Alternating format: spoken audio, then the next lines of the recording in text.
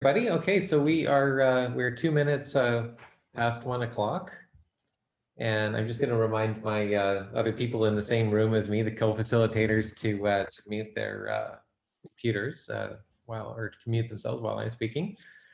We're all struggling to make the in-person and remote stuff work together. So my name is Jordan Bobber. I'm the executive director. I believe I know everybody who's on the call right now, just looking down the list of names.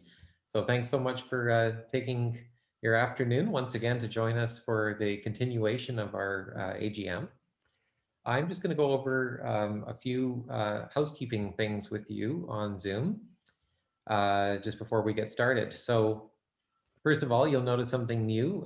There's some closed captioning that is likely appearing on the bottom of your screen. This is something that we're just trying out here through a service called rev.com. So it might make it easier at some points to follow along with what's being said. If you want it, you can either turn closed captioning on or off by going into your Zoom toolbar to the, you probably have to click on the more ... button, and you'll see a option to either hide or show subtitle. So there's also a closed caption thing there, but this, for some reason, this is called the subtitle. So that's what you would use to toggle that on or off. Right now, we've got you on Zoom, or we got you on, sorry, on mute for the most part, and that's the default when you enter the room. So just remember that if you want to speak at some point, then you can unmute yourself. It doesn't look like we have anybody joining us by phone today, so that's okay there. Just a reminder that we are going to be conducting a lot of the voting today through Zoom polls. So it'll be a poll that will appear right on your computer screen.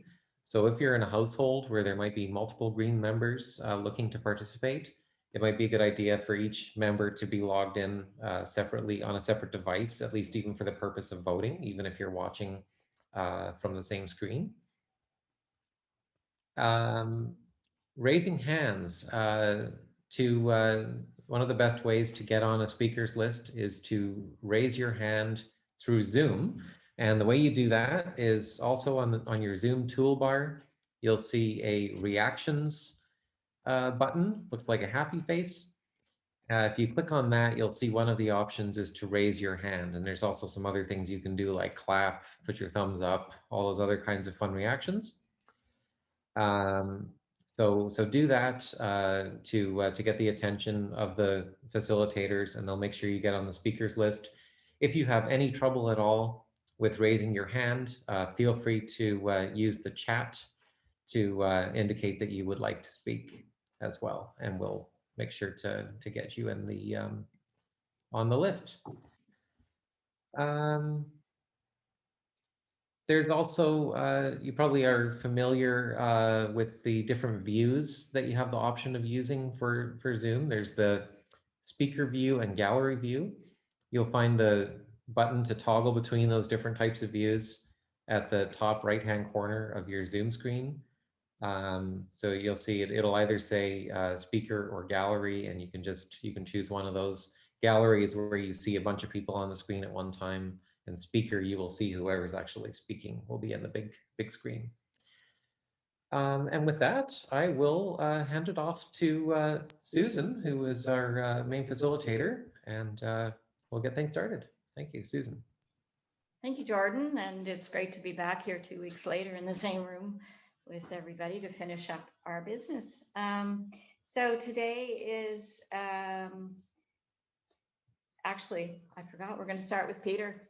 Peter's going to do the land acknowledgement for us before we get going. Thanks. Thanks, Susan, and thank you, Jordan.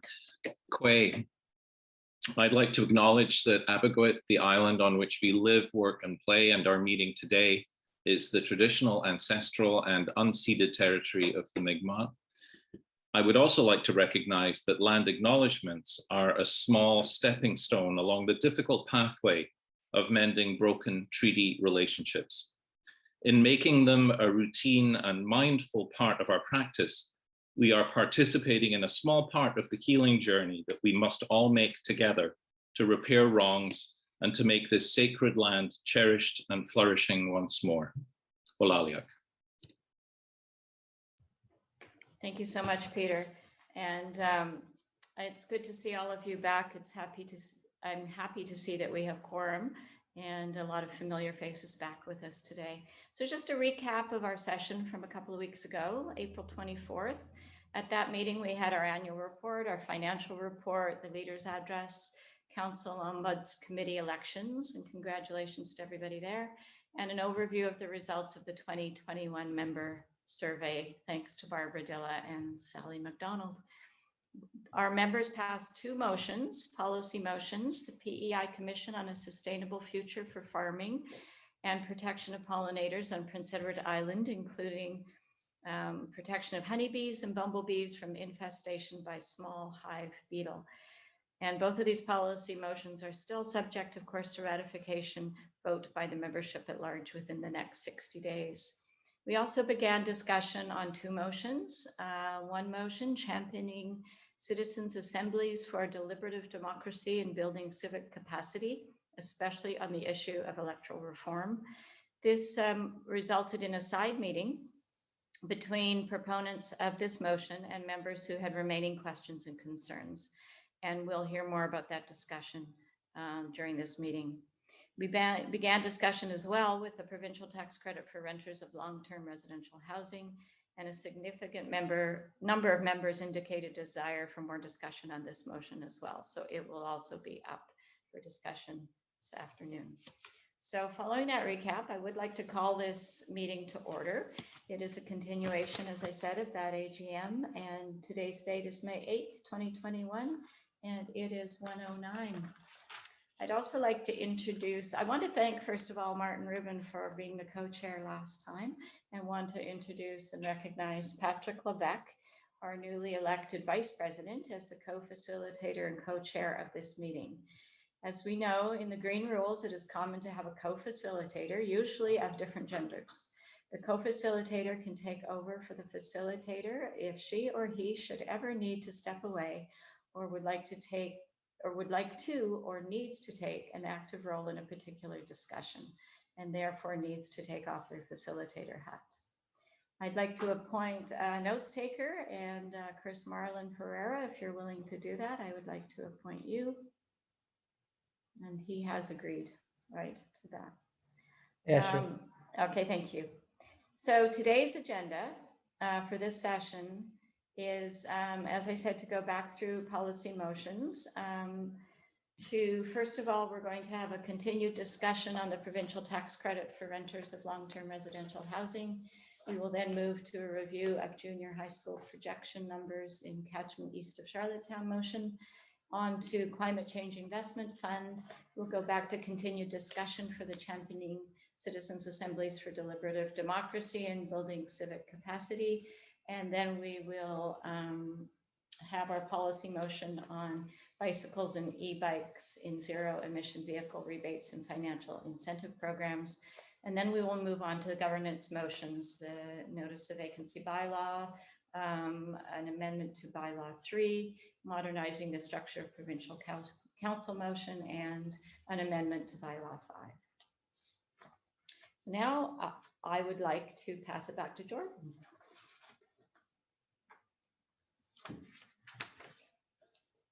Okay. Oh, sorry.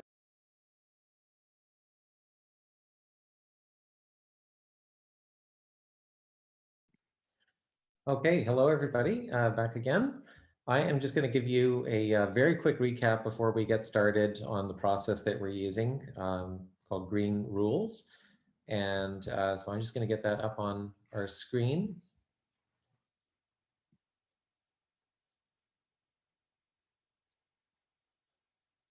Just bear with me a quick sec. I forgot to ask about emergency. Oh, yes. Actually, I'm going to pass it back to Susan. She just realized that she had forgotten something. 1 second. Yes, I'm sorry. I have the agenda and I forgot two things. First of all, is there any other emergency business that needs to be considered at this meeting? Does anyone have any emergency business? And that would be something that we don't know about, and it has to be dealt with immediately. I don't see any hands. And of course, the other thing is we need a motion to adopt the agenda. So we need a mover for that agenda. Isaac, thank you. Isaac Mazer, and a seconder. I'll second it, Glenn. Glenn, thank you, Glenn Grant. Any opposed to that? Okay, back to Jordan. Okay, let me get my screen up here. So I think most of the people that are here were probably present at our last meeting as well. So I'm just going to do a very quick 5-minute kind of recap of what happens at the general meeting.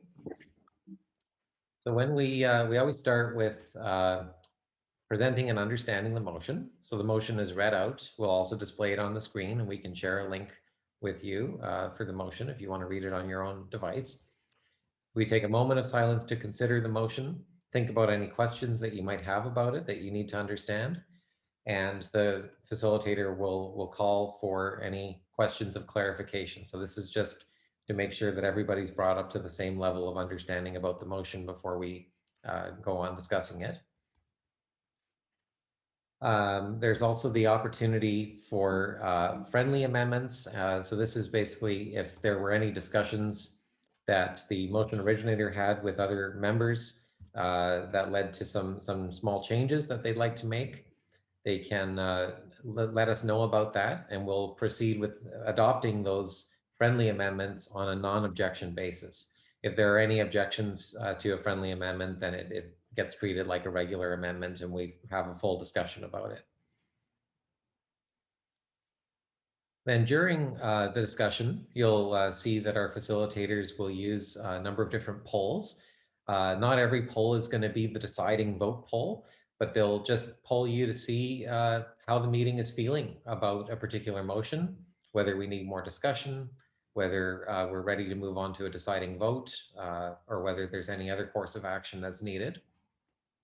Of course, we mentioned, any member may speak for or against a motion, or you can propose an amendment. Remember that amendments need to be, they can't change the whole original intention of the motion. They can just kind of be used to sort of, qualify it, just strengthen the motion as long as it's still achieving its original intent. And yeah, so that's, and for the discussion, remember to raise your hand to get on the speakers list. I don't think I have to say this to this crowd, but we always want to remain very respectful and constructive. The whole purpose of the green rules is to ensure that we end up with much stronger motions coming out of this than we might have going into it, as much work has been done leading up to this. Okay. Yeah, amendments, of course, need a mover and a seconder. I already mentioned the use of polls by the facilitators.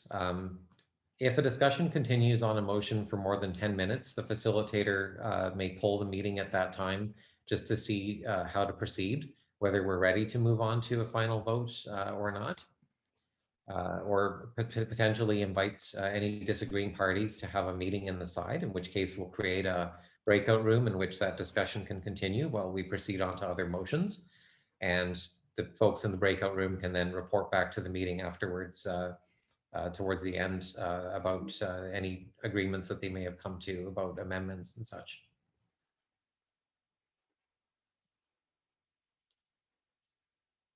If there are strong disagreements over a motion, in addition to the side meeting, we would invite those with strong objections to, you can vote that when we do the polls, you can mention that you have a strong objection to this, and you will be invited to share the reason for your objection.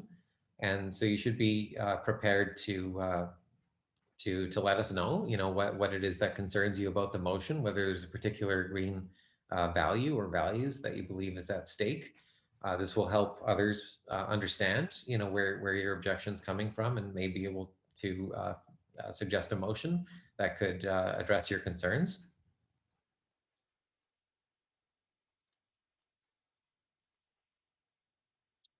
And again, we're not expecting this to go for super, super long. I don't know. I'm thinking that we might be able to get through this in a couple of hours. We've got this meeting officially scheduled to end at 4, just to give us, a good amount of time, just in case.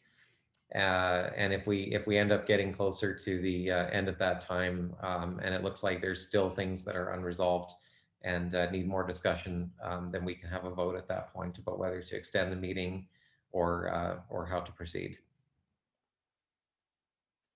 So that's basically what you need to know about the process of the meeting, and we'll see it in live in action now. So I'm going to turn it back over to Susan to get us started. Thank you, Jordan. And I am going to mediate. Can you mute? Thanks. Oh yeah. Sorry. It just keeps. There we go. He always likes the floor, that one. I'm going to pass it over to Patrick to start us off with the policy motions as they were outlined in the agenda. So, Patrick. Thank you, Susan. We are going to start with returning to the motion provincial tax credit for renters of long-term residential housing. And we left off last time with that motion going back to committee. And so I would, I guess, invite the mover to come and give us an update on where the committee left off and whether there's agreement or any amendments or anything else. Do you want to pull it up, Jordan? Yeah.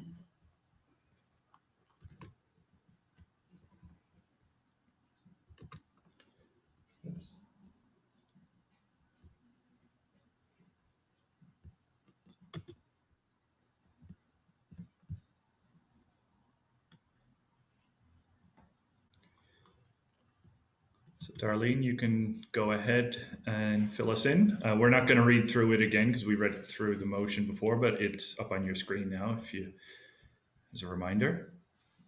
Do you want me to read it or just be here for interact? No need to read it. If you could give us an update on the side discussion that happened last time. Since the last meeting, there was further discussion and a small tweak to the be it resolved. If you go to that portion of the policy motion, you can see where it says to assess the possibility of creating a renter's credit. And that would be reading now to assess through creation of a renter's credit program. So a little tweaking of the wording, making it a little stronger in our wishes.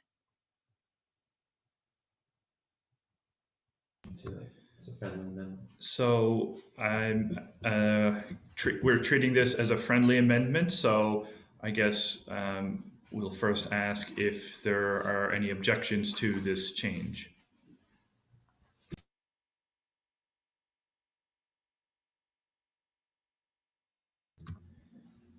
All right, hearing no objections, we will accept the change. Are we ready to go to back to any discussion on the motion as a whole, I guess? Yeah, we can launch a poll. General poll. All right, we'll do a general poll here now in a second. All right, poll should be up on your screen now.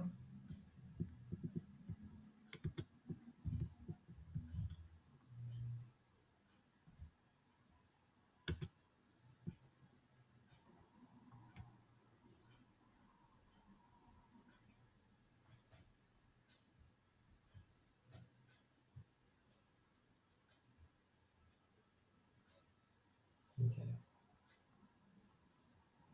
We've got 26 of 32 votes in now. Okay, still a few people left to vote, so give them a few seconds more. I don't really see any.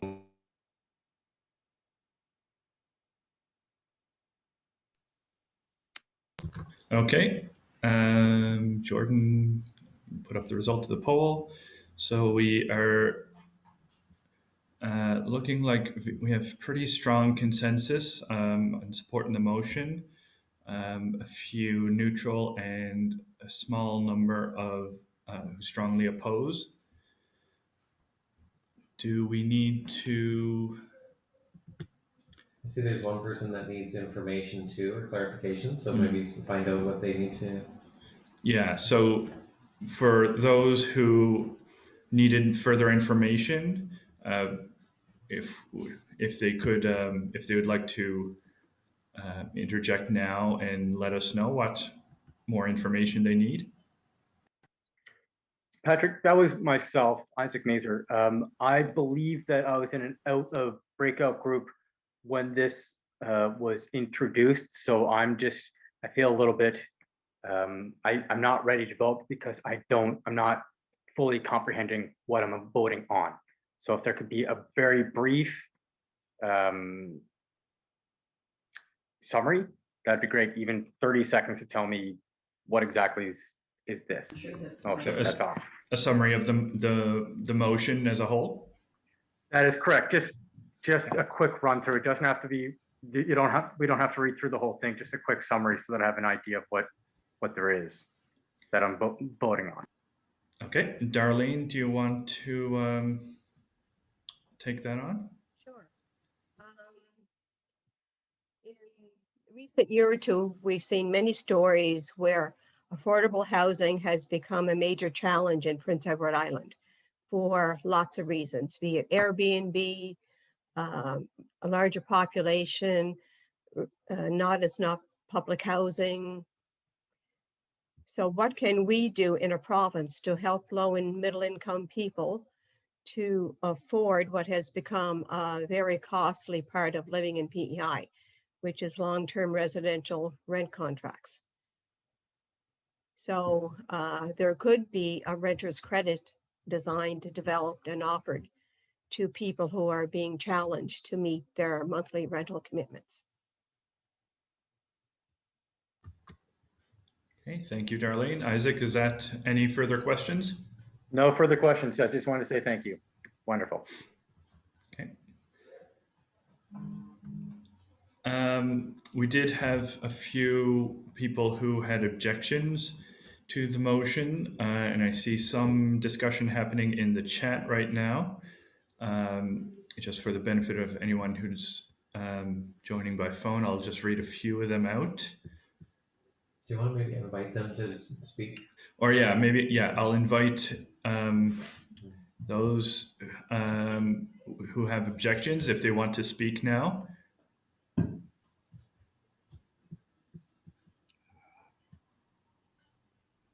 I see Ola and Ryan. If either of you want to. Ola, go ahead. Can you hear me? Yeah.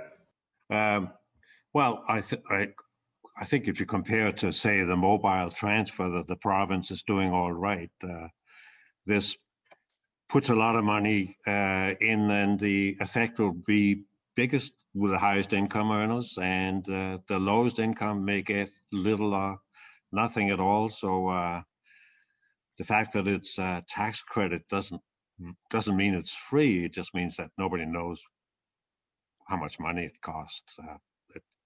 It still takes money out of the treasury, and it directs it incorrectly, I think. It's a very expensive way, and it doesn't benefit those who need it the most. That's all I have to say. Thank you, Ola. I see Ryan's hand up as well. Ryan, you can go ahead. Okay. Yeah, I mean, first, even though I do have some oppositions to this, I do want to thank the Stratford RDA for bringing this forward. I mean, I think it's great we can all talk about this and bring forward policy. But I do agree with Ole. I think there should be an index for income, so we can direct, maybe not even a rent credit so much as a subsidy that we just direct towards low-income people and kind of restrict on high-income renters.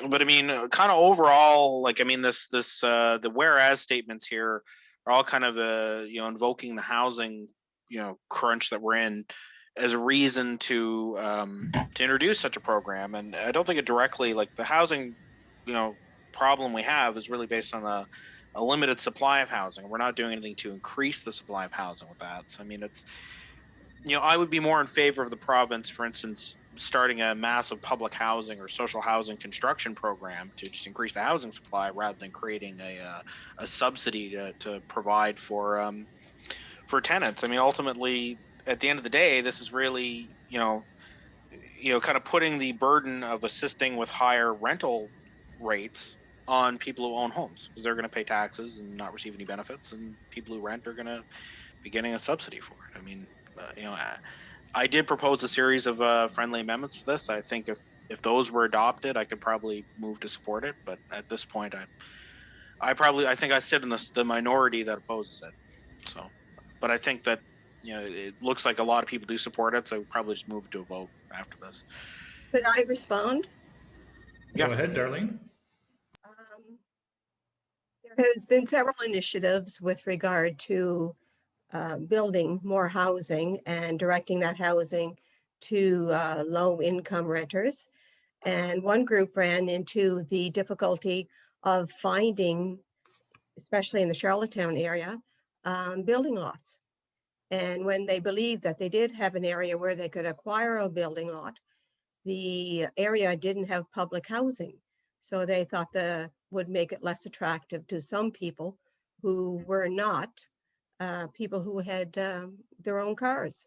So even building public housing, which is could be more affordable, has its challenges.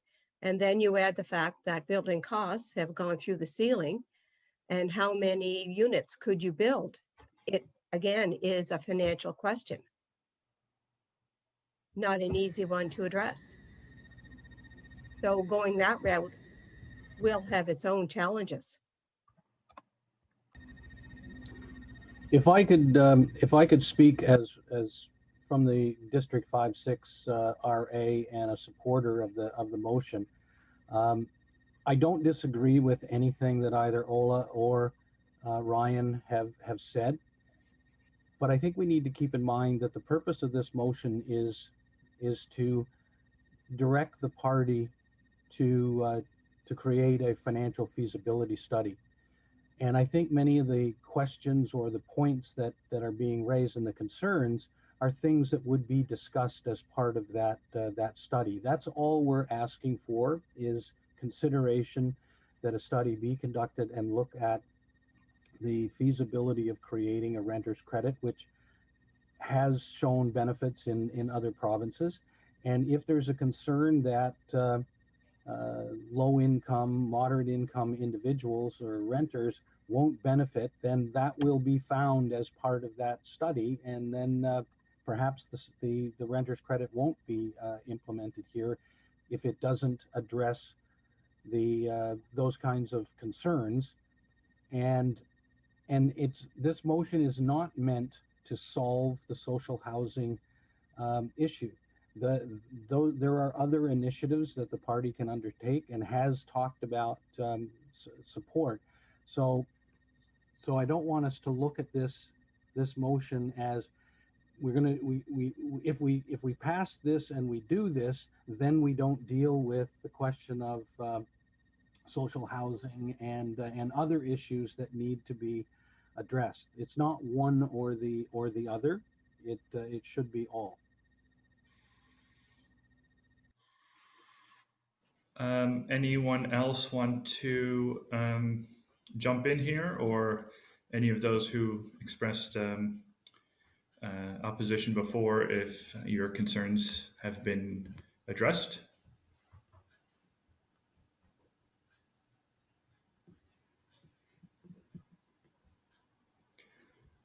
Maria, I see your hand up. You can go ahead.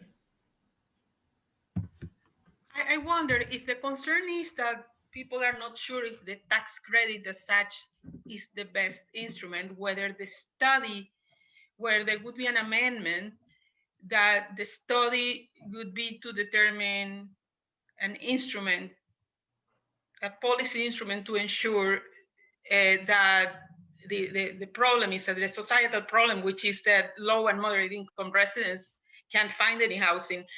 What is the best instrument to address this problem? I wonder if, but that would be too much change, right? That would not be the original motion anymore. So I guess does that go beyond what an amendment is supposed to be?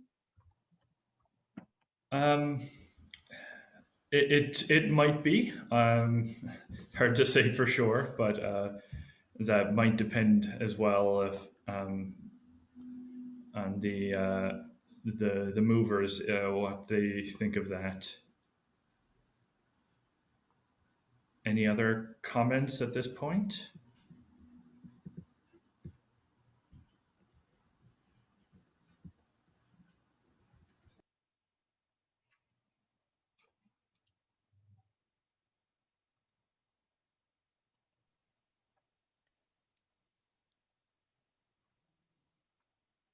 So hearing no one else, we're going to do a process poll here. Jordan's got it up.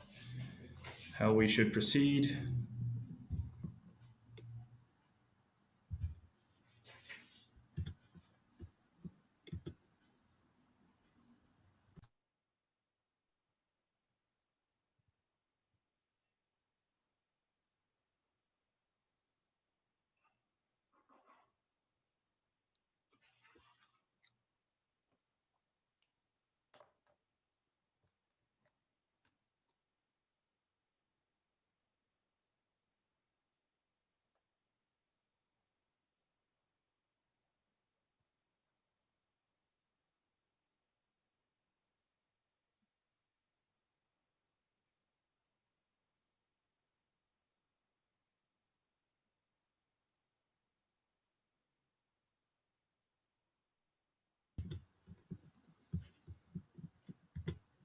Okay, so it's looking like the majority of people are in favor of taking it to a vote now.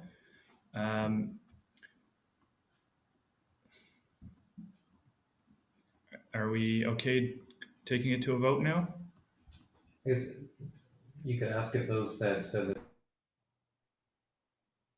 before we do that. Yeah, maybe just before we go to a vote, are there any who want to, who were involved in the discussion, if there's anything further, or if anyone wants to take it to a side discussion?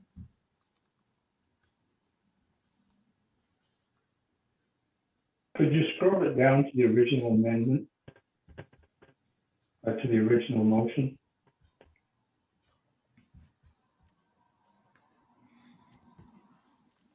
Can you post that? So this is the motion. Yeah, yeah, Glenn, this is the motion, I think, here.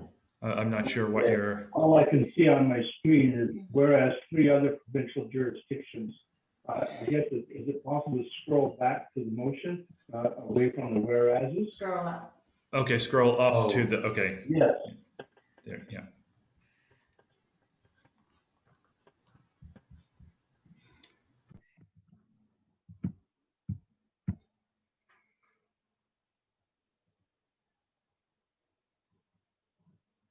Maria, is your hand still up or up again? No, I just raised it again. I was wondering if I could propose an amendment on the chat, and you guys decide if it's an amendment, if it qualifies as an amendment, because it may be too much of a change. It's just would just amend the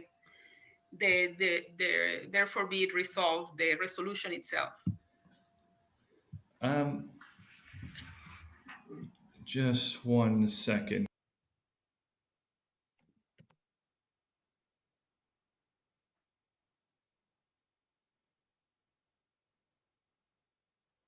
That Okay, Maria, if you want to propose an amendment now, then go ahead. You can keep it on the screen so I can type what I'm seeing. Okay. Be it resolved. Do you have your amendment ready yet, or you need a minute? No, I'm typing. Are you gonna throw that into the chat, Maria? Yeah.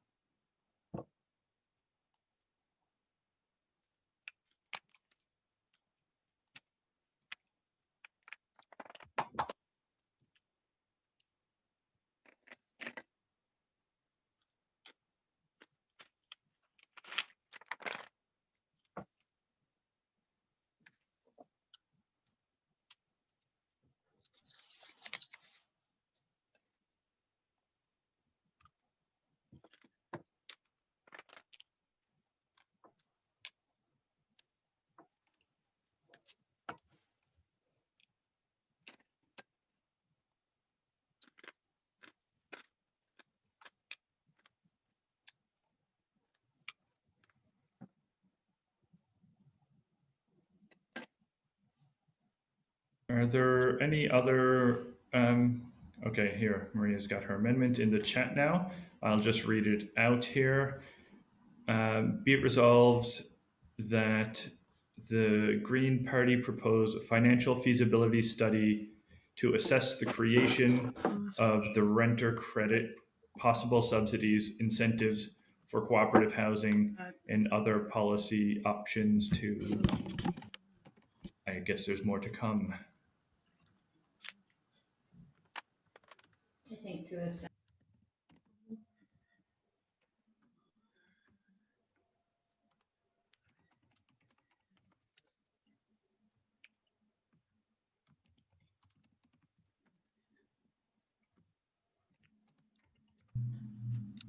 Maria, do you have, okay, there you go. So the last bit is other policy options to improve low and moderate income residents' access to housing. So Jordan's just getting that in the motion so we can see it. Jordan, I'll ask you if you can zoom it in a bit as well. Yeah, exactly. Yeah, 1 second. Once you're ready. Sorry, it's just.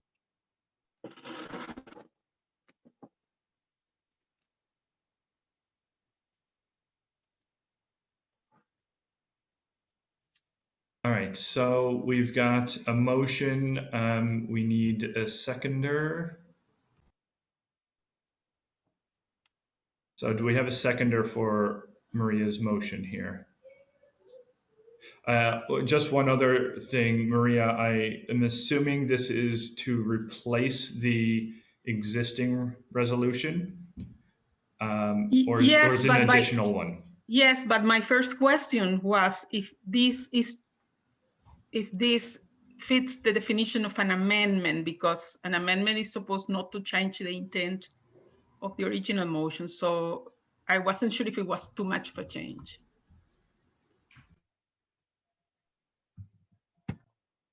So who is the authority on that question that Maria put forth?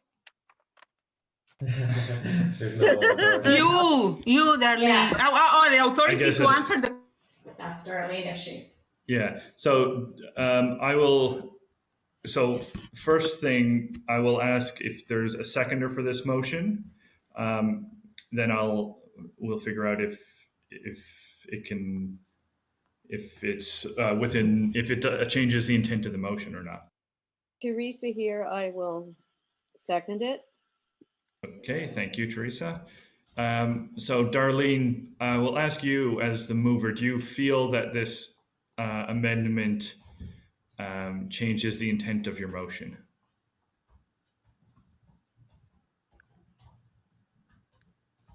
I do. Subsidies versus credits. I think it expands the challenge of the study because of the additional aspects with regard to subsidies and cooperative housing. Cooperative housing, again, you're find the challenge of where you're going to build it and how much of it is it going to cost. People are tearing down functional buildings to build something that they think they're going to generate more income from.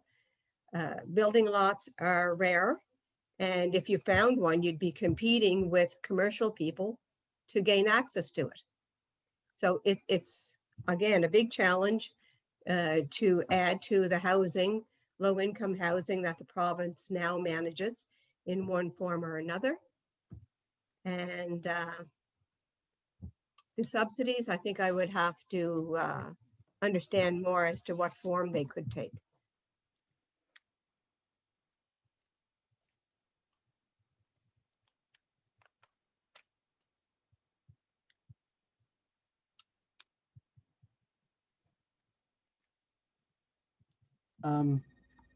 Again, as a representative from District 5-6 that supported the original motion, I think this amendment, while I would support it as a completely different motion, because I do believe that we should be looking at incentives for cooperative housing and other policy options, but that was not the intent of this original motion. This was to address the issue that's been identified in terms of the high rents that people are paying, and to find a way as to whether or not it's feasible to provide any relief to that. I think the other issues of cooperative housing and low moderate income residents' access to housing are all important issues, and the party should have policies on these issues, and those and I think future motions could be brought forward at other AGMs, but I don't believe that this amendment Pretty cool the way that they do all this. changes the intent of the original. Okay. All right, thank you to Darlene and Bill there. Given what they've said, I am going to suggest that this amendment does change the intent of the motion. So what we would encourage then is for the movers of the amendment, maybe, or others who may want to explore these, to bring forward additional motions at the next policy, at the next opportunity in the fall, probably. And we can expand the discussion at that point. So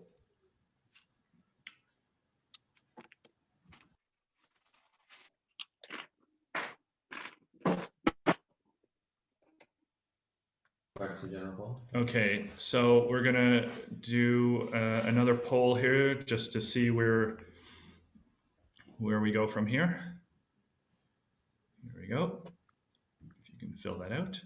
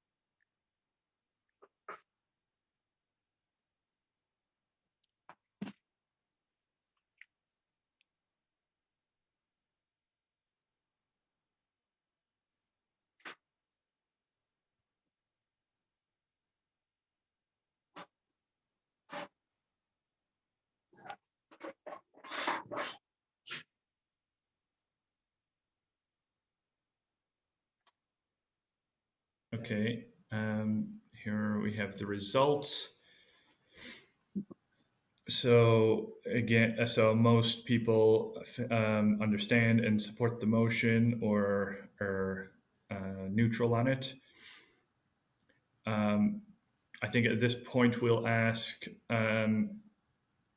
if people are okay to go to a deciding vote. Is that? You want a process poll? Yes, a process poll. Yeah. That's,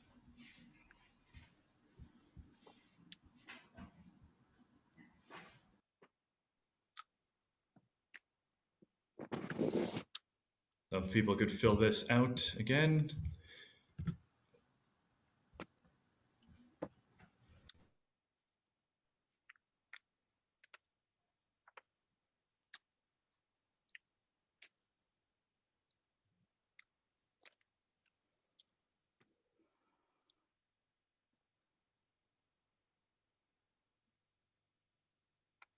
Okay, so we're seeing a very strong majority of people wanting to take this to a deciding vote. So I will ask Jordan to do so. So the deciding vote on the motion.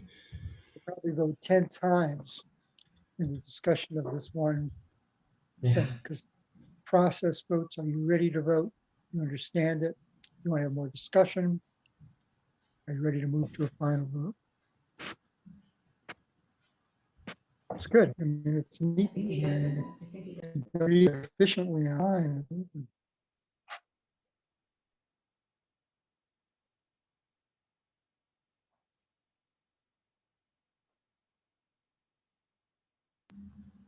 give people a couple more seconds to cast their votes. 85% voted, and I don't see any more coming in right now. So okay. All right, so we've got 80% in favor of adopting the motion and 20% against, so I will declare the motion adopted. Thank you everyone for that discussion. Do you want to take a break? Yeah, so I'm gonna turn it over to Susan now to move on to the next motion. Thank you, Patrick, and thank you everybody for that. It's a process, and I think it's a good process, and it's good to hear from everybody. So the next motion, if Jordan could pull it up, is a preview of junior high school projection numbers in catchment east of Charlottetown, and that again is Darlene's motion. So Darlene, once it's pulled up here, if you could read the whereases and the resolve. Thank you.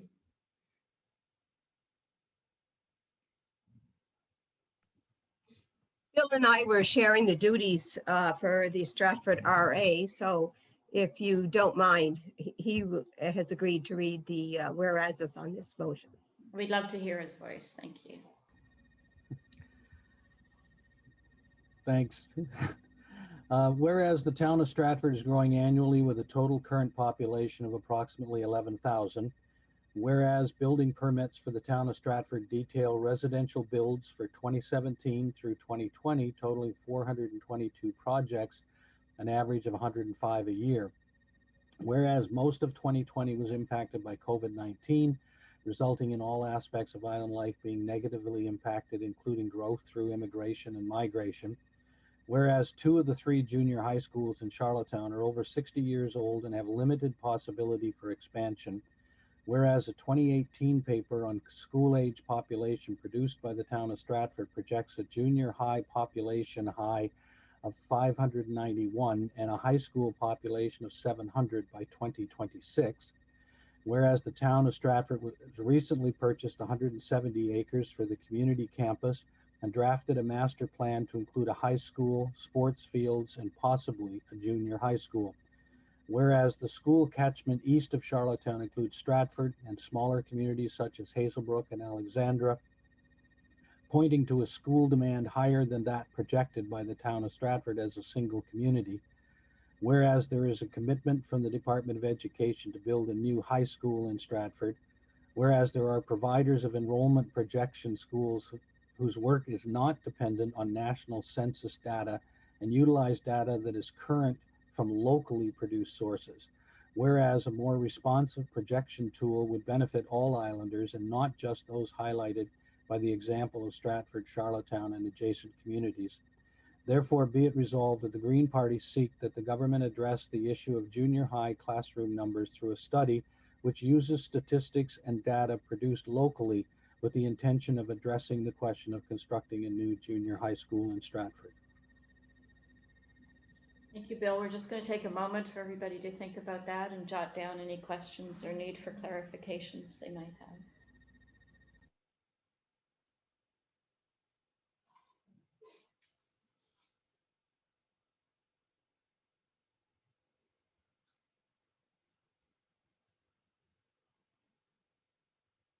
Okay, if there's anyone who has a need for clarification, if you could identify yourselves, that would be great.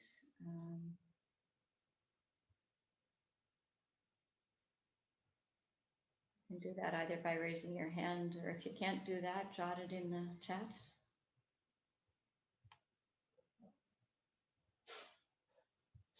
I can't see. Ryan? Yeah, I just wanted to ask. So it sounds like the Department of Education has highlighted a commitment for a high school. Just listen to the whereas statements here. So have they not committed to junior high schools? There are questions as to whether or not it is needed, or I'm just trying to understand a bit of the kind of background of where this came from. Are we thinking they're building one that may not be required, or they should look at building one that, to increase the size of one that's proposed? I'm just a little more clarification on that. Yeah, sure, no problem, Ryan. This was an issue that was brought up multiple times on the doorsteps during the last provincial election campaign. Michelle and Devin, who were candidates in 5 and 6, will attest to that. It's an issue of concern in the community, and then it was brought up again when the decision was announced to build the high school. Why are we not also building a junior high when there is a clear need? The problem is that the Department of Education and the Public School Board use a methodology to assess the need for additional classroom space. It's a methodology that draws upon the least current data that is available. They use the previous census data when in fact there is data available from the town of Stratford and other sources that is much more current, that deals with some of the points that we addressed in the whereases in terms of the growth of the community. And the students from Stratford, or junior high students, are all bused over to Charlottetown, and that puts pressure on the junior highs in Charlottetown. And if those students were no longer bused over there, that would relieve pressure on older junior highs that are in Charlottetown that don't really have the ability to be expanded.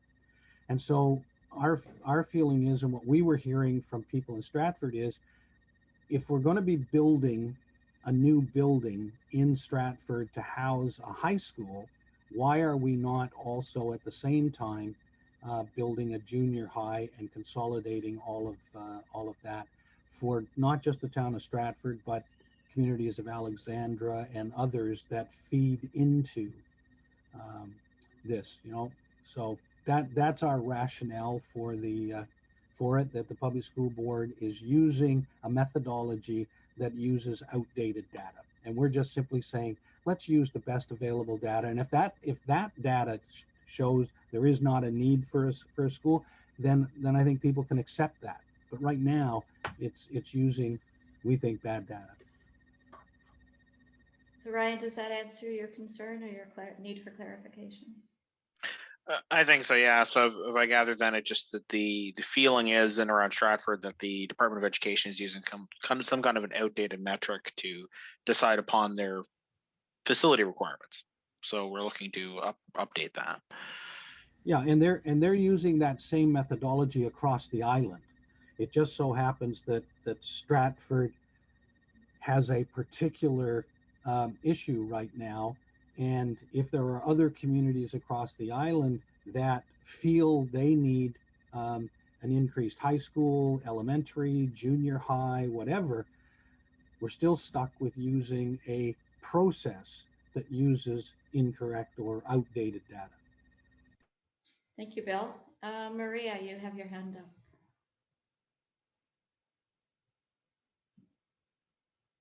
So as the proponent said, the issue is that the whole province is using outdated data, and the proposal is that the Green Party seek that the government uses statistical data that are up to date and produced locally.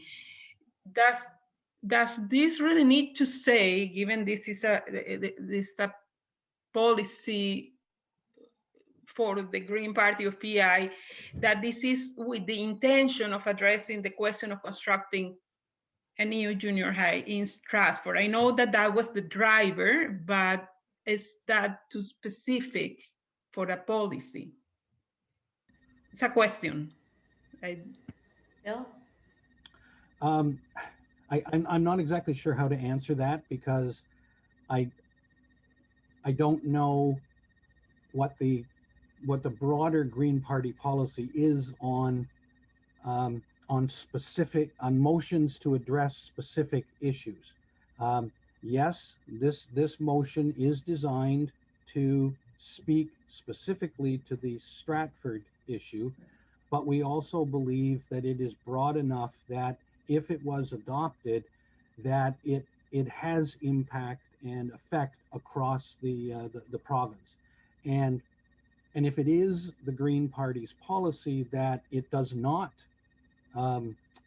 create policies or accept motions that deal with a specific local issue, then I got a problem with that.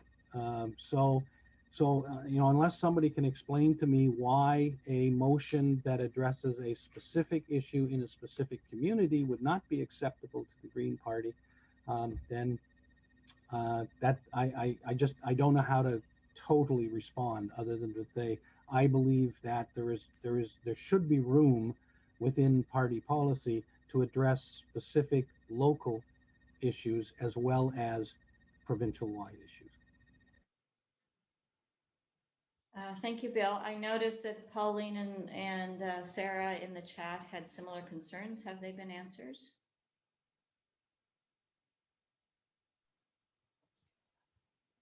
Pauline here. Mm-hmm. So I can remember, I suppose most of us can remember during the McLaughlin times when they announced that they were going to shut down schools across Prince Edward Island. The one in Georgetown comes to mind, and it caused an awful lot of stress, and that direction was reversed. St. Jean's School in Charlottetown was another one that they were going to close, or they appeared to want to close. So I do believe that and there didn't seem to be any reason, metrics, as you will, to suggest that their decision was based on anything but some whimsical things. I could be wrong there. There didn't seem to be any logic. So I think what the motion is addressing is actually a provincial-wide issue, that when these decisions are made, either to expand or contract schools, that it has to be made on logical data.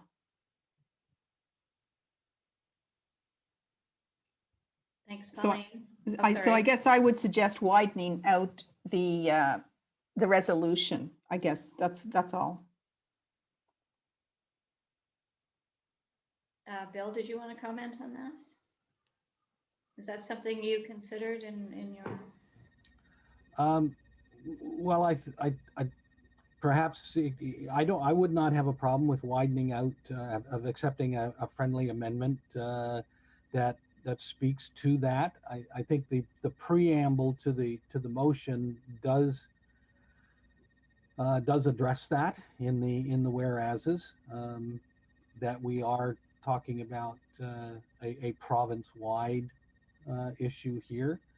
But if there is a feeling that the resolution portion itself needs to include that, I would have no problem with entertaining an amendment to that effect.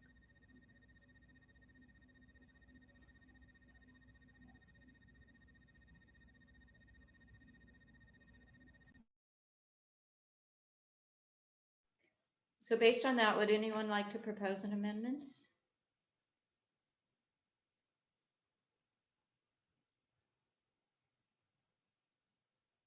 We have a number of hands up. If any of you were going to propose an amendment in relation to that, that would please speak.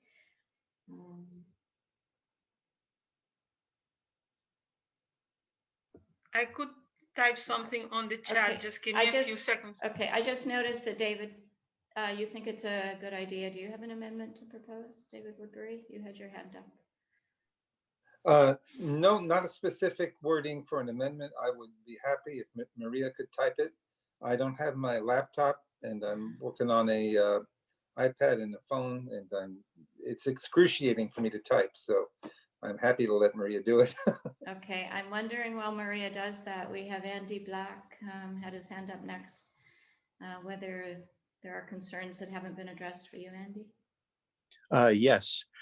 So I'm seeing in the motion that the two of the middle schools or junior highs have limited ability to expand and are old, but I don't see anything stating that they're anywhere near their capacity at this point.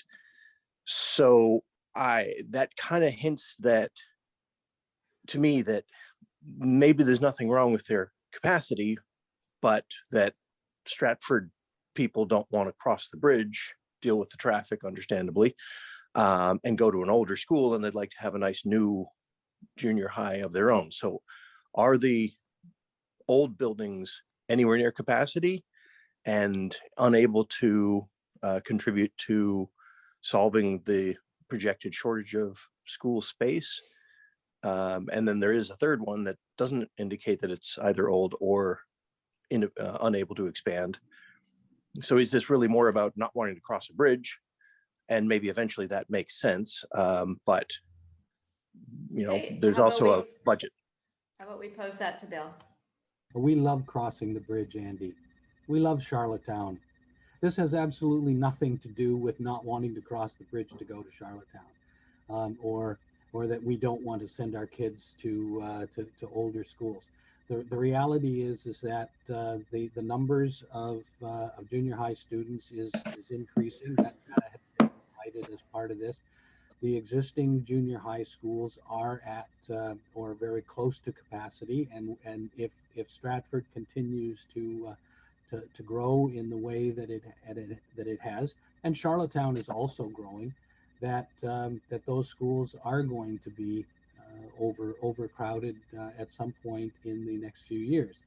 The problem again is that the data that's being used by the public school board is using data that is not current, that is not kept up with existing trends of population growth, and we're just merely saying that why do we always have to wait until there is a crisis in a school that it is so severely overcrowded that we have no alternative. Let's be proactive, using current data and address these issues. Not just for the school in Stratford, but schools across the province. Thank you, Bill. There are a number of proposals in the chat, and we've had about 10 minutes of discussion. So what I'm going to suggest is we have a breakout discussion with all of those who have their hands up. to address your concerns. You can leave a side meeting anytime you want, and maybe go through those different proposed amendments. So I'm going to ask Jordan to set up that side meeting. Or do you want to go to the process poll? That's what we should do, actually. Well, I don't think we need a process. Okay, There's so many amendments. Yeah, there's so many proposals. Okay, so we'll set that up. So anyone who has suggestions for wording or amendments or questions still, I noticed Sally has her hand up, Maria, Isaac, Sue.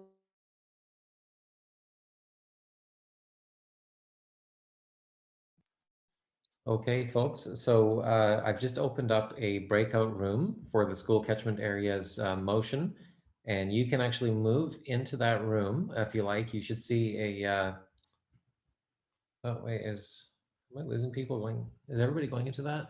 Oh, wait, I think I just accidentally I accidentally added everybody in. Grab. Okay, so now it has to wait 60 seconds it won't let me. How did that happen?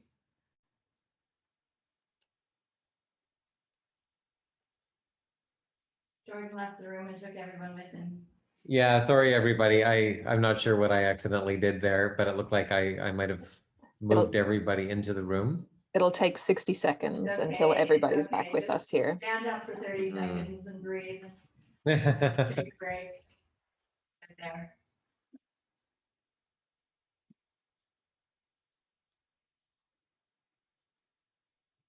Okay.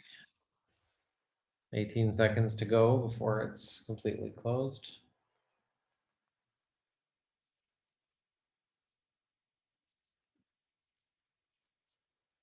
Yes.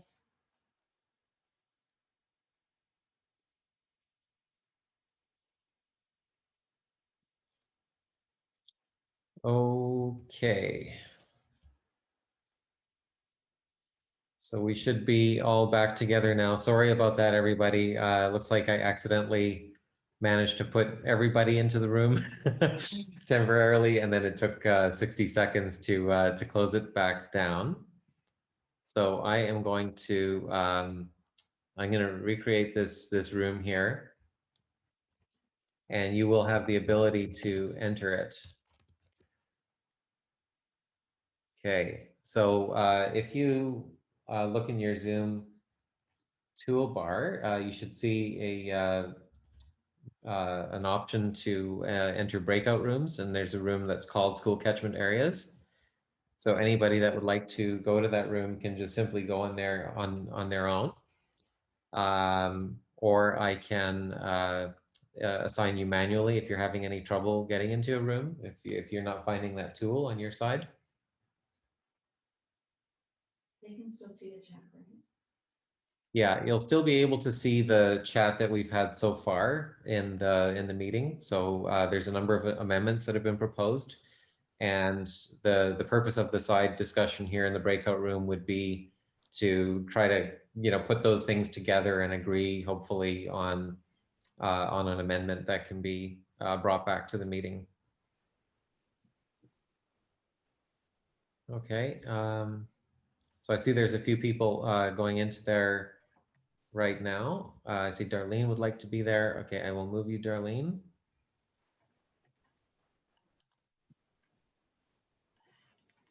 Yeah, just let me know in the chat if you would like to be manually added into that room. You can always leave the room anytime you like. Oh, Sue Williams. Okay, yeah, I'll add you as well, Sue. Okay.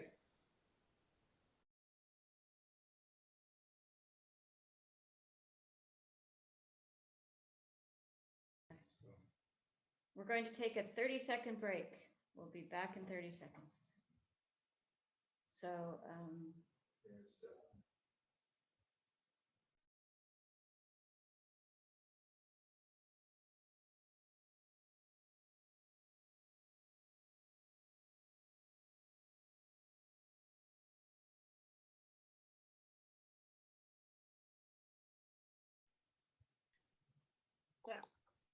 okay, we're back. That wasn't even 30 seconds.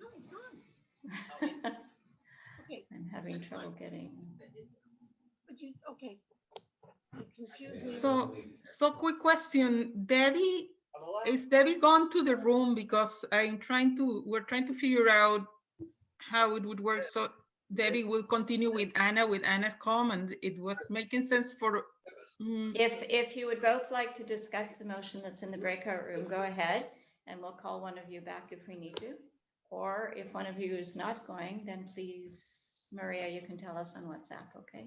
Okay, I'm just trying to figure out because I think one of us should be going, but I'm waiting for Debbie to reply. She will go. Okay, great. Okay, all right. Thank you. Thank you. Have to learn your resolution.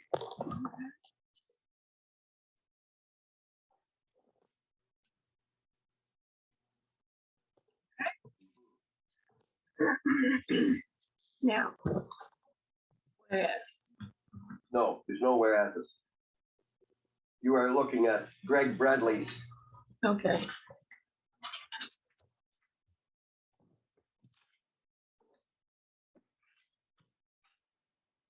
Therefore, Okay. Jordan needs to pull it up on screen now. So we're going to move into the next motion. Jordan will bring it up on the screen momentarily. This motion is Climate Change Investment Fund. Phil's not with us, so we're gonna have to read it out here. So the mover, Phil Ferrero, is not with us, so I will read it out.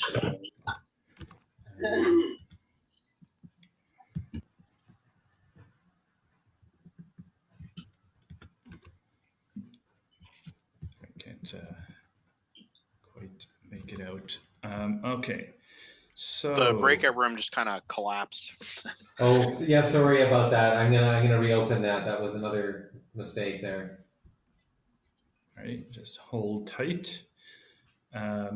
I will start reading the next motion then. So whereas government action is essential to respond to the climate change reality, whereas access to capital is often a barrier for investment in fossil fuel reduction initiatives, whereas mechanisms to incentivize investments in clean energy and green technologies are important means for provincial governments to act to reduce fossil fuel use, whereas community investment funds have been used with success in other jurisdictions to raise capital for social enterprises.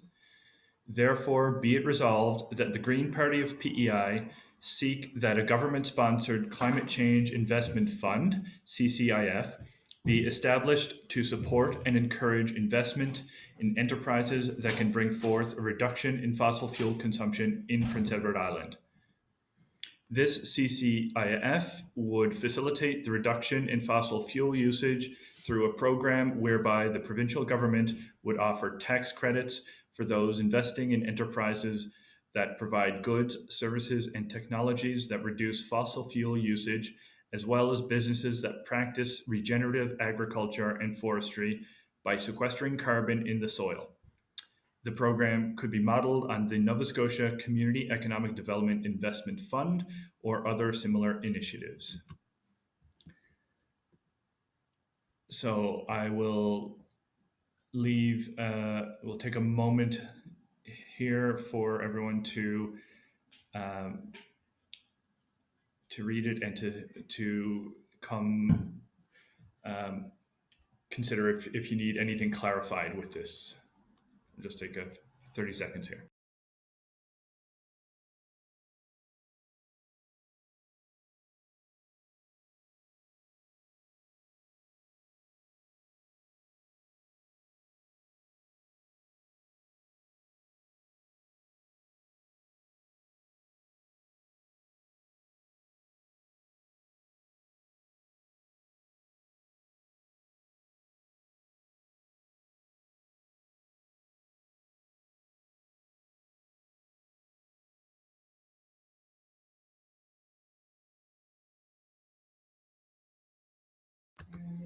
Okay, so are there any questions of clarification regarding this motion?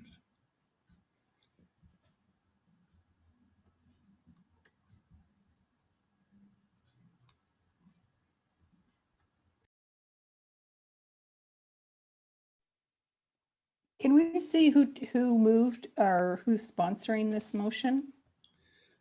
Yeah, there you go.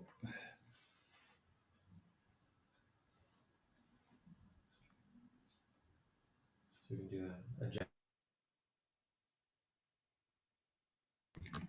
Okay, if there are no questions of clarification, we will do a general poll here to see how people feel about the motion. So if you could enter your votes there.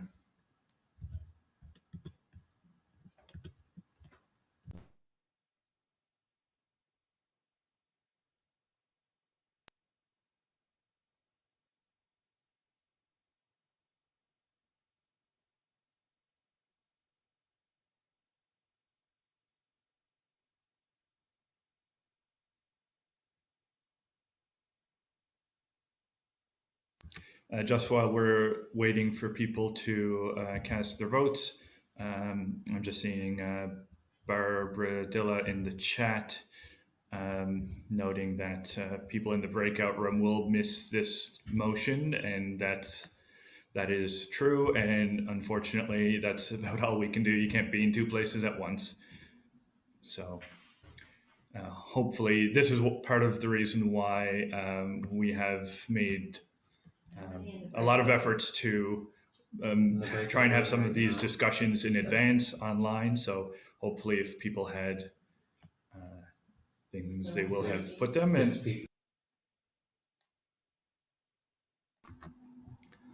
so I'm going Okay, to we do ready to that. go? And I'm going to share.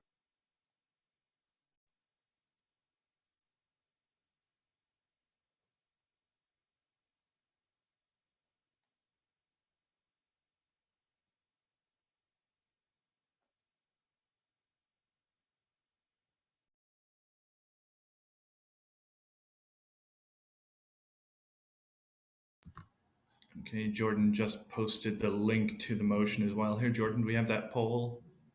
Oh, yeah, sorry. There we go. So we've got pretty good understanding and support for the motion. A few people saying they need clarification or strongly oppose.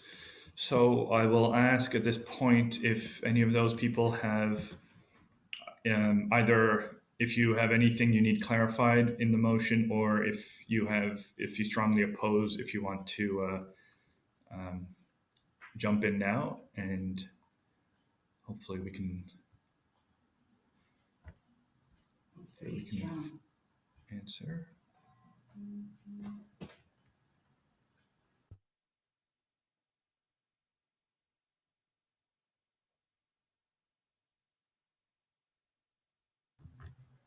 So anyone with need more information or opposed to this motion want to speak again? Just a question, Pauline here again. This is an area that I don't know a whole lot about.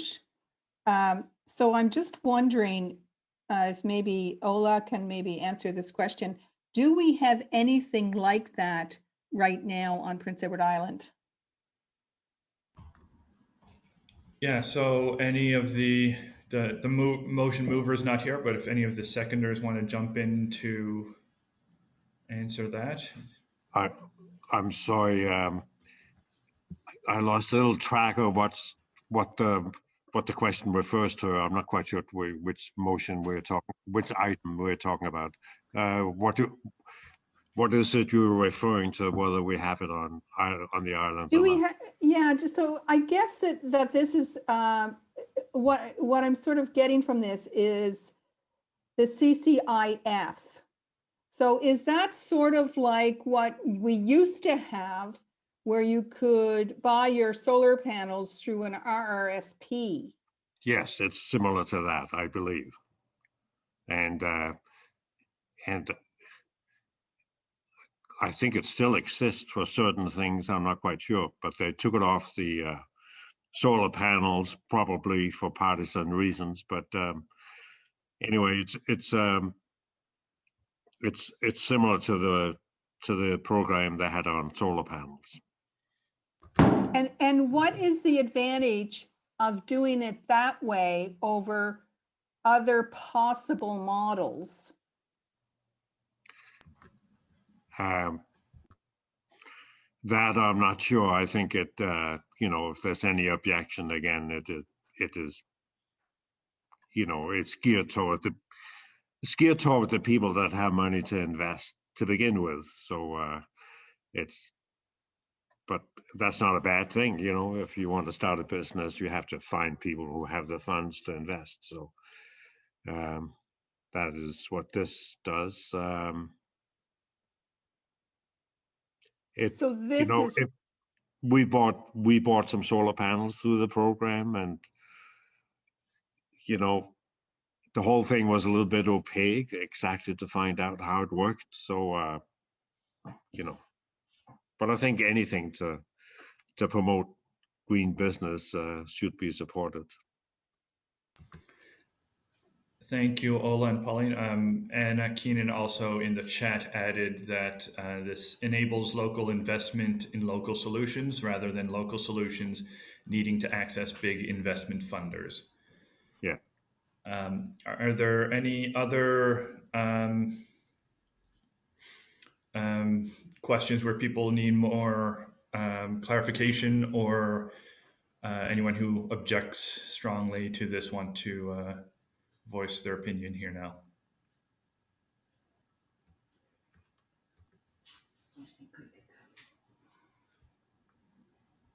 Want to do a process? All right, hearing no further questions, we're going to do a process poll here just to see where we are.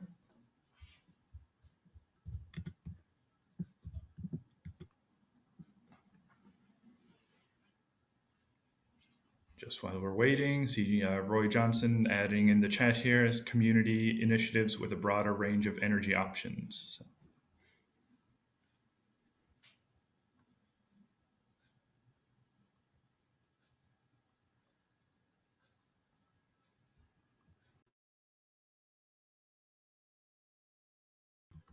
Okay, I think we've got the results of this poll now.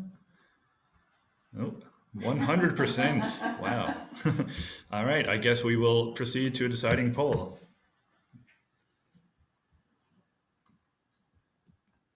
And here we go. Shall the motion be adopted?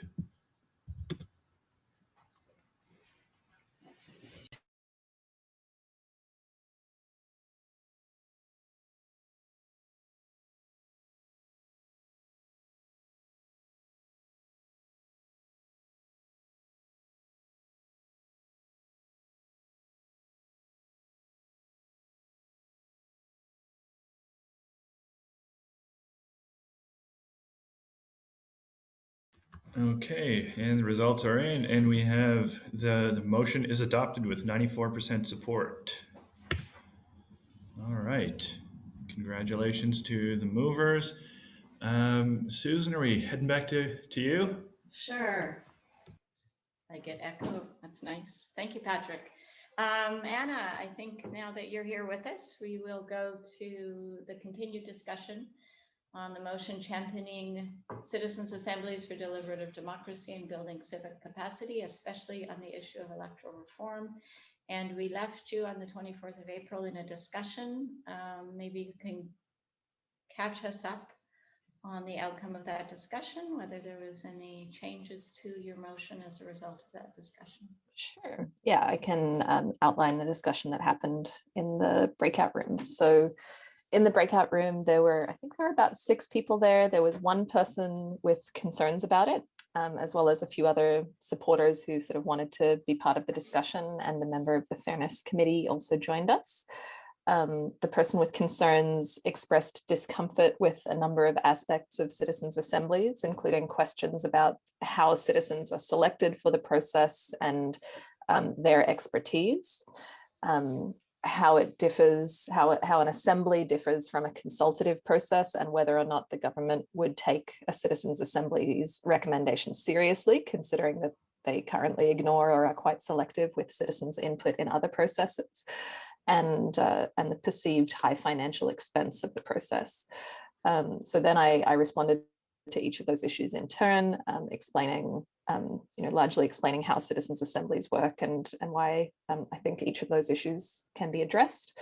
The person remained concerned about the motion, saying that, while it sounded sort of ideal in theory, they perceived it could be a political risk in practice. They felt like the public might not like the proposal, or it might make it easy for other parties to attack us as like pie in the sky during an election. To which I responded that, I think the issue of what makes good policy should be separate from political calculations about electability. And I also trust in the ability of our party and MLAs to communicate our policies well, and to be persuasive with colleagues from other parties in the House, as well as communicating effectively and strategically to the public. So our existing policies are not always popular before we start championing them and engaging the public with the idea. And there are other organizations out there who are also championing the idea of citizens assemblies currently. So overall, from my perspective, I think the conversation sort of settled out to an agreement to disagree, rather than there being any substantive proposals for how the proposal could be adopted to make it acceptable for the individual who had concerns. So yeah, from my perspective, I think we're ready to bring it back to the floor and take a vote. And I also encourage that person to read the full text of the motion in the intervening 2 weeks, and had a further conversation with them yesterday. And I'm not sure whether or not I was persuasive and how they're going to vote, but I respect their choice to vote for or against either way. So thank you, Anna, for that concise summary. I think we go to process poll 2. Oh, I have a hand up. Before we go to process poll 2, Ryan. Sorry to keep rocking the boat here on stuff. Just a question on this kind of comment you brought up about concerns about, I guess, the legitimacy or the ability to affect decisions by this citizens council. Could they be given like an adjudicative or like some powers to generate ballot measures? Maybe that could be a compromise to it. That could be an outcome. This motion specifically does name that at the end, in the final be it resolved statement, that members of the Legislative Assembly should respond to the report of the Citizens Assembly by collaborating across party lines to table legislation and enact the changes, and should not respond by referendum. Calling a referendum. It should, and it does say there should not respond by calling a referendum on the recommendations, and this is specifically with the knowledge from the 2019 referendum that public opinion in referenda can be easily manipulated through fear-mongering and misinformation campaigns, against which Canada has relatively little protection. So, this is championing deliberative democracy and foregrounding deliberation in decision-making rather than populism. Yeah. Thanks, Anna. I think we will go to process poll 2, which doesn't preclude possible further discussion if the floor chooses to do that.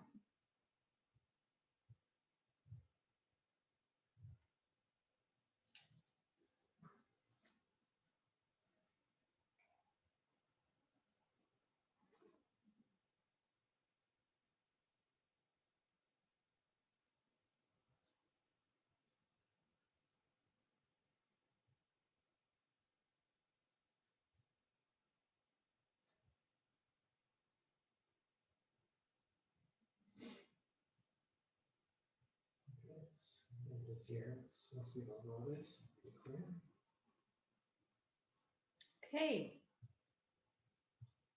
So we have 86% of people agreeing to proceed to the vote. And based on that, I think I'm going to call it to go to a deciding vote.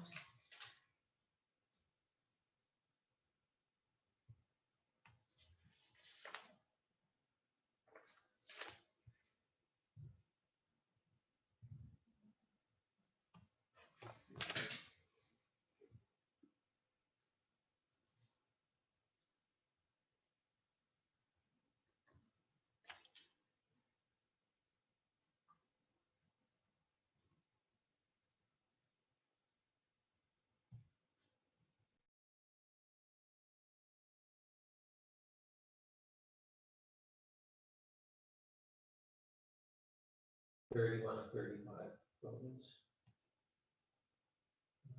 Let's see,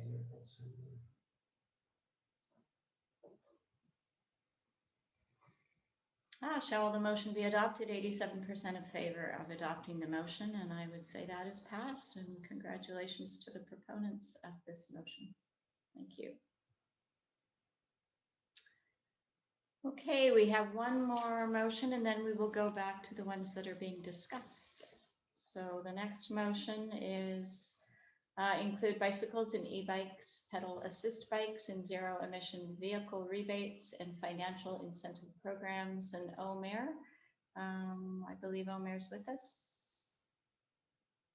Let's see, let's check. No, it doesn't look like Omer's with us yet. Okay, so let's pull that up and I will read it. Okay, 1 moment. Too many things going on the screen. Yeah. Not as much as they. Yeah.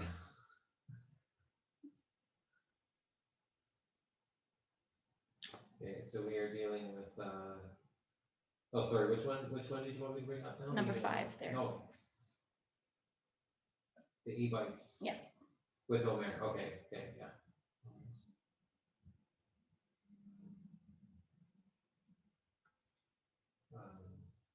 You know, the other thing we could do is go ask for the report back from the group on the school catchment. I think that's a good idea. We're going to go back to the group that was discussing the school catchment motion, and perhaps Omer will be here by the time we're finished doing that. So if everybody's okay with that little adjustment, we'll do that. So I believe Bill Kendrick was going to catch us up on the process of that discussion and how the progress of that discussion.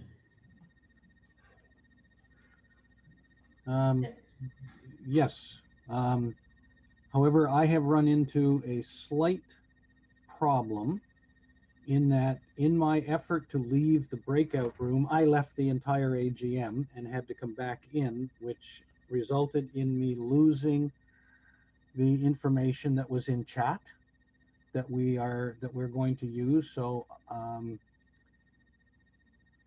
basically what the group decided is that we would leave the current resolution as it is, but add 2 things.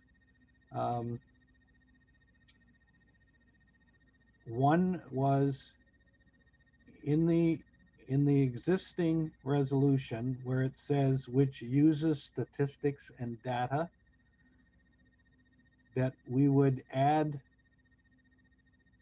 after the word uses a recommendation from Ole in which we insert the words most recent statistics and data. And then to the end of the resolution, we would add a something recommended by Ryan, and that's what I don't have access to anymore. So I don't know if Jordan, whether you can access it in the chat. You know what, if Ryan. Or if yeah, Ryan, do you remember, or else you might be able to go back into the room because it still exists and the chat might still be in there. So I also left. It was in the meeting chat. It wasn't in the breakout room chat, but I also left the general meeting, came in. Yeah. Oh, I see. You lost yours too. Anybody else? I mean, it should still be in the meeting chat. It's to the effect of the study methodology will then be adopted by the Department of Education. Yeah. Oops, sorry, that's on. Yeah, there. Barbara it's has hard to copy. Barbara just retrieved it. So do you see it, Ryan or Jordan? Yes, I have this up here now. Yeah. So I just added it into the document. So the study methodology would then be adopted by the Department of Education for evaluation of school capacity needs across the province. Yes. And what that did is it continues to allow us to use the Stratford situation as a model, but ensures that the methodology will get applied province-wide, which is what we assumed it would happen anyways. But what this does is speaks specifically to that, and therefore strengthens the motion. And we agreed to accept this as a friendly amendment.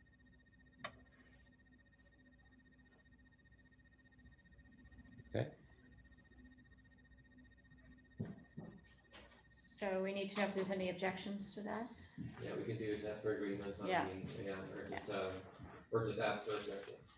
Yeah, if anyone has objections to that friendly amendment, please let us know, raising your hand.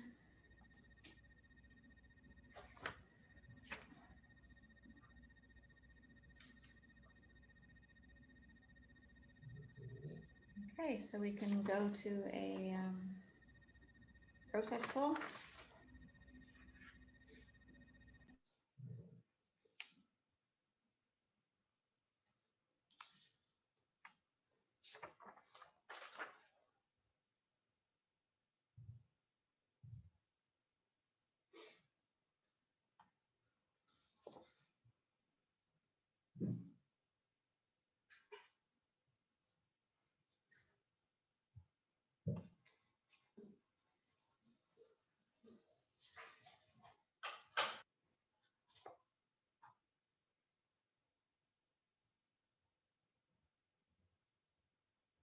I'm not seeing any more votes coming in. It's pretty decisive.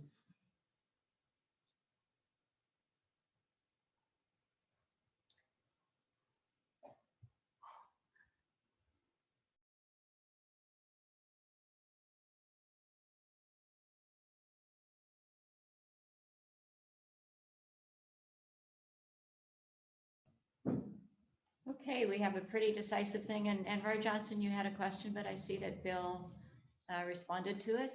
So unless you have concerns about his response.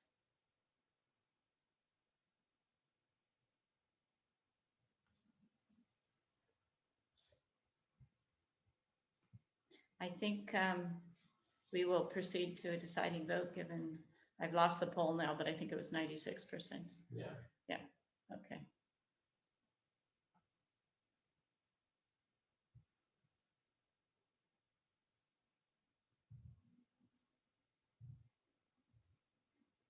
So the deciding poll is up, deciding vote is up.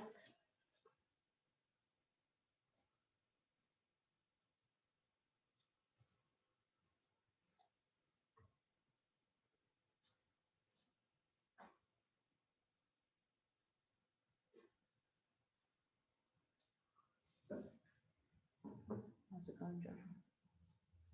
25-34.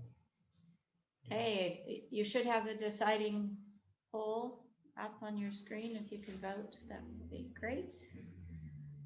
I'm not seeing any more votes coming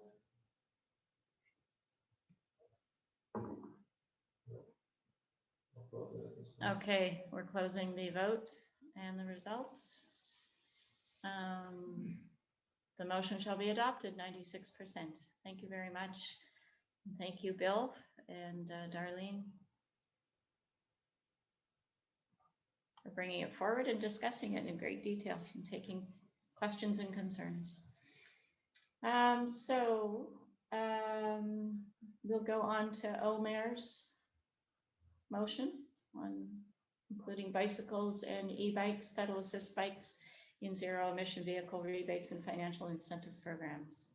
And I don't believe Omer's here. So I will read it.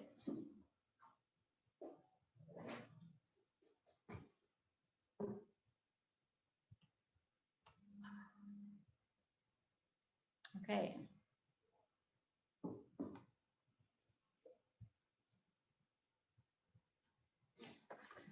Okay, whereas many good quality bicycles and e-bikes are expensive to purchase and potential users are deterred by this initial upfront cost, whereas zero-emission two-wheelers reduce vehicle traffic, air pollution, and healthcare bills while increasing mental and physical health, Whereas the investment in active transportation infrastructure across the province will give islanders more and safer avenues over the next 5 years. Whereas zero-emission cars are currently outside the means of most islanders. Whereas transportation currently accounts for 44% of PEI's greenhouse gas emissions. Therefore, be it resolved that the Green Party of PEI considers bicycles and e-bikes as forms of zero-emission transportation that should be included in incentive programs offered for other types of zero-emission transportation options. Jordan, can you scroll up so we can see who else, since Omer's not here? Okay. So I'll take a moment. You can think about your need for clarification or any questions you have.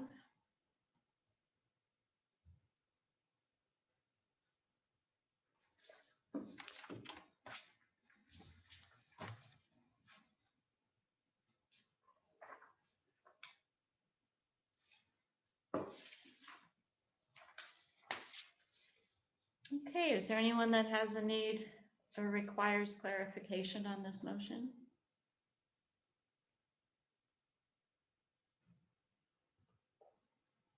You can raise your hands or indicate in the chat.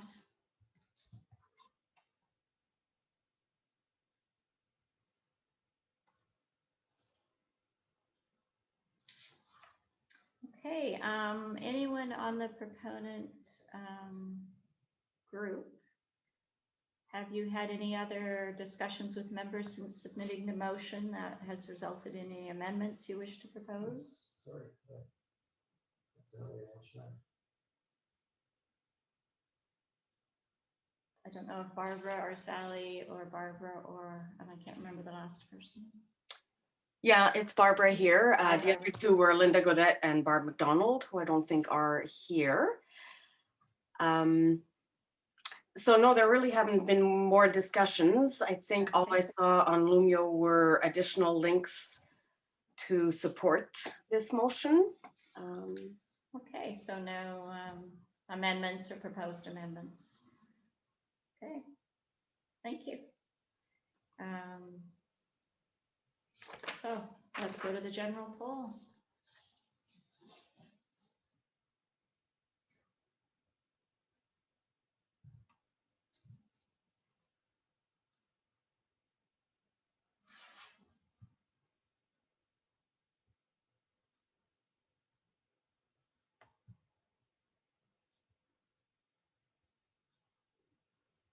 I don't have the poll. Sorry. Did you do a general poll? Yeah, it's not showing it. I've got 29, 33. Okay, it's just me, I guess.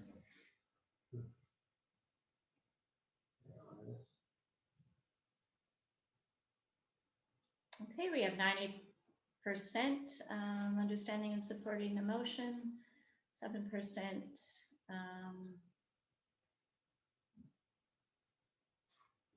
does the person who has strong objections want to express those objections?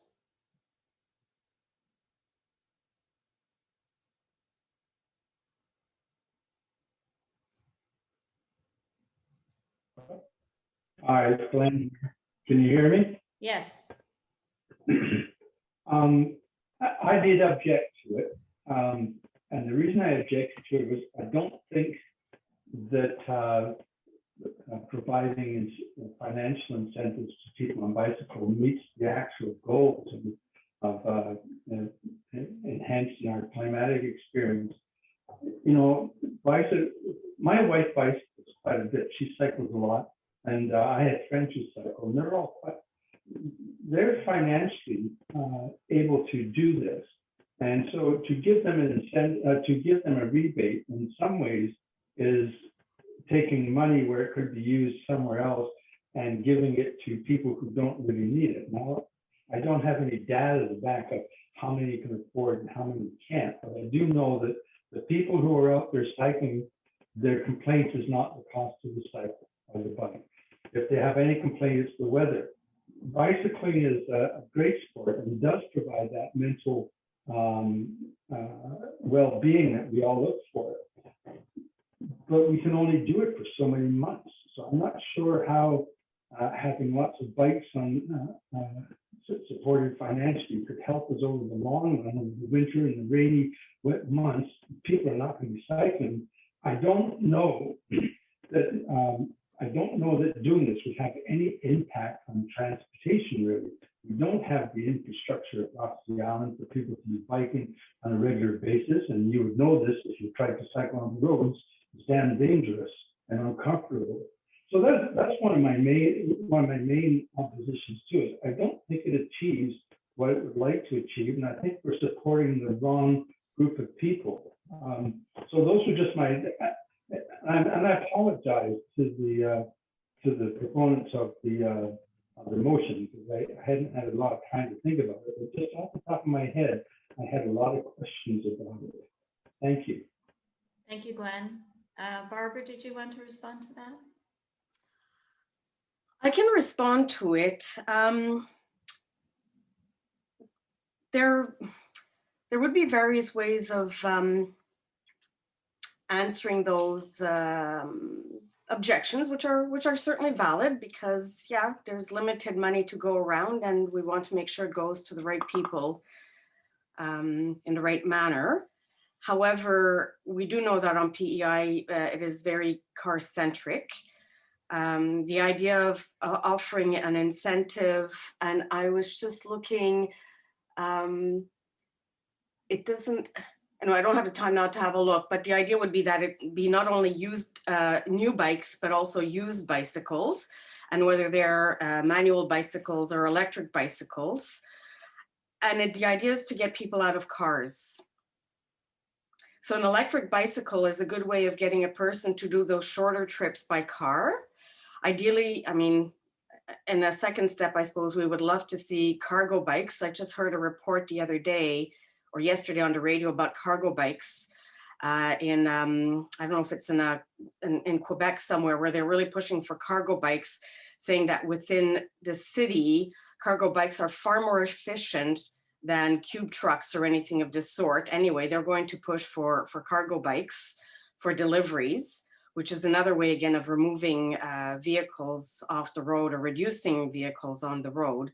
So the idea is really to get people out of cars, and you have to start somewhere. And there are many incentive programs throughout North America and Europe. And I think, again, we have to start somewhere. And if it takes 2 people to start and it brings in 4 and then 8 and then 12, then we have to go in that direction. We just have to start going in that direction.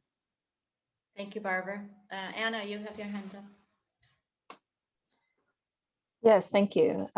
Glenn, I hear your concerns, and I think that they can be accommodated within the framework of this motion as well, potentially even like without requiring amendments. But I wanted to speak to this from the perspective of someone who's currently on the board of the new Bike Friendly Communities Cooperative Limited, which is the new name of a group previously known as Bike Friendly Charlottetown. We're now expanding to include other municipalities as well.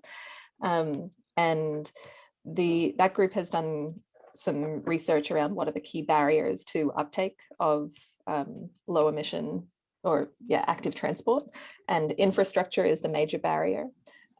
Hills are a very significant barrier in rural areas, and for commuter cycling, cost is a barrier for especially low income people. And I think that including e-bikes and especially commuter style bicycles could be a really great way to increase access to bicycles. And it's very complementary to the efforts that multiple municipalities are going through at the moment to expand their bicycle infrastructure. And there's, we've just received letters from the mayors of Charlottetown, Stratford and Cornwall supporting a big funding application that the Bike Friendly Communities group has put together to advance a transportation infrastructure plan. And I see this as a very complementary motion to that. So, the incentive programs that are currently offered, they could be geared to income so that we're not subsidizing people with high income. or they could be geared towards commuter style bikes and not sports and recreation style bikes, or to those people who are just, collecting 10,000 bikes, but to people who are getting their first bike or e-bike, for example. And I think that those could be considerations after a decision to support this kind of program. Thanks. Thank you, Anna. Isaac, you have a comment in the chat. Did you want to express it? Sure. I was just wondering if it'd be, I do completely agree with Glenn concerning the point that he raised. I was just wondering if it would be worth making an amendment or putting forth, which I would be able to figure something out here, putting forth an amendment to include the point of having it be directed towards, if this is what the motion's about, directing, making it, including the fact that this is directed towards commuting, whereas not necessarily sport cycling, for example. I was just wondering about that, and I see that I have some responses here, so thank you. Barbara, did you want to respond to that? I can. I wish Omer were here. I would hate to narrow it too much, because if we go, and Anna, we can talk about this, I suppose, but if we put for commuting, and again, I know it's only a motion and it would go further with the MLAs and stuff, but I don't want to put in too narrow a something. Sorry, I'm a bit tired, so I'll have a hard time finding my words. Like conditions or conditions. Words. Yeah, so it really is. It's just to help people be able to purchase even regular bicycles, right? This isn't only electric bicycles, but we could put good quality. We could define the type of bicycle, which I'm not familiar with all the types, to perhaps put it in such a way that it would exclude whatever those racing bikes are. I don't know if they're called racing bikes, road bikes.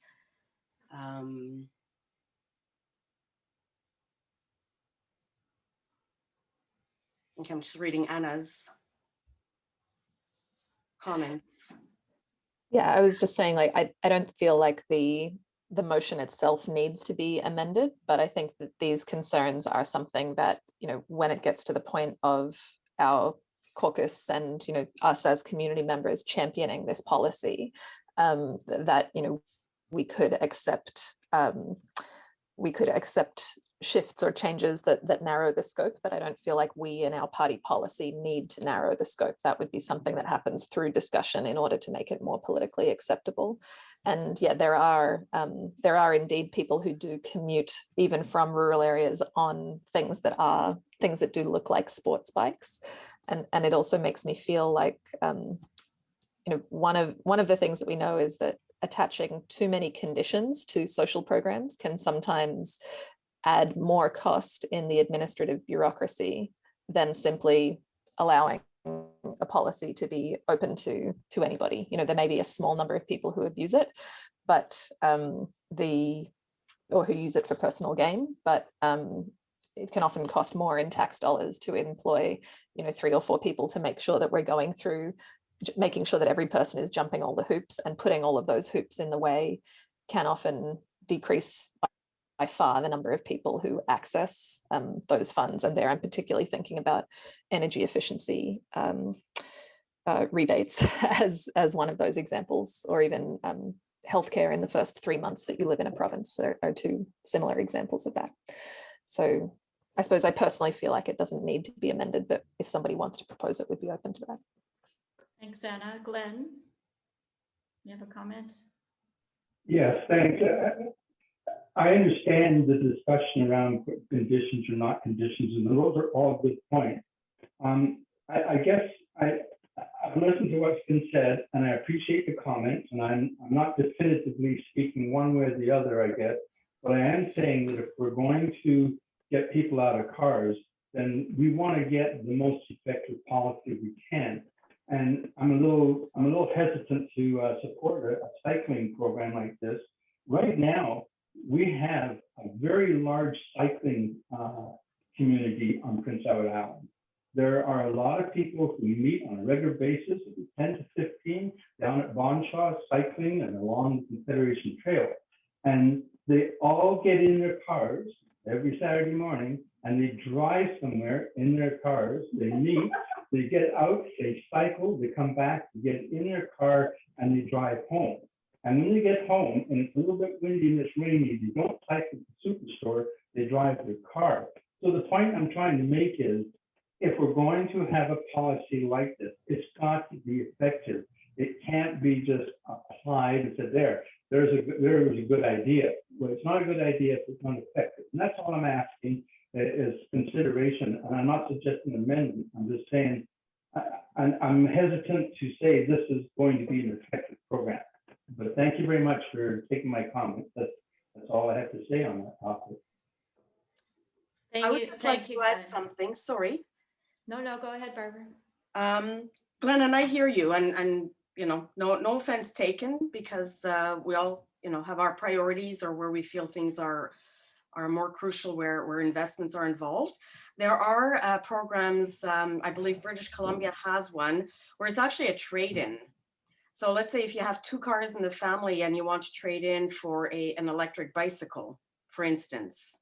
And again, these are things that if this motion passes, and whatever happens afterwards, where if it does get to some policy, something or other, that could be looked at as well. So that if you don't have a car and your only mode of transportation, possible transportation, if there is no transit, which hopefully it will come along eventually, sooner than later, but that they can apply as instead of a vehicle, or if they cannot afford a vehicle, or whatever the case may be, that they obtain an electric bicycle rather than a vehicle. So there are ways of also, I guess, gearing this towards different populations or different needs. So these are just examples. Thank you. I think it's been a great discussion, and I'm going to go to a process poll and see where we want to take this.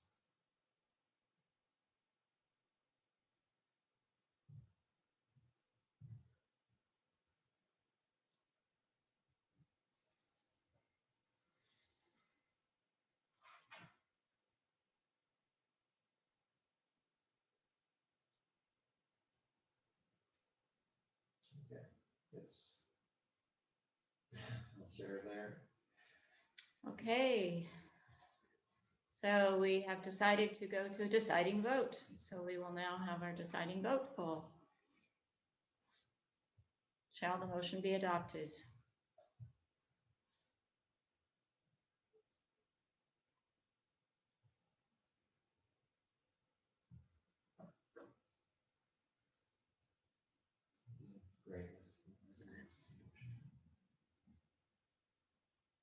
Okay, let's see how that went.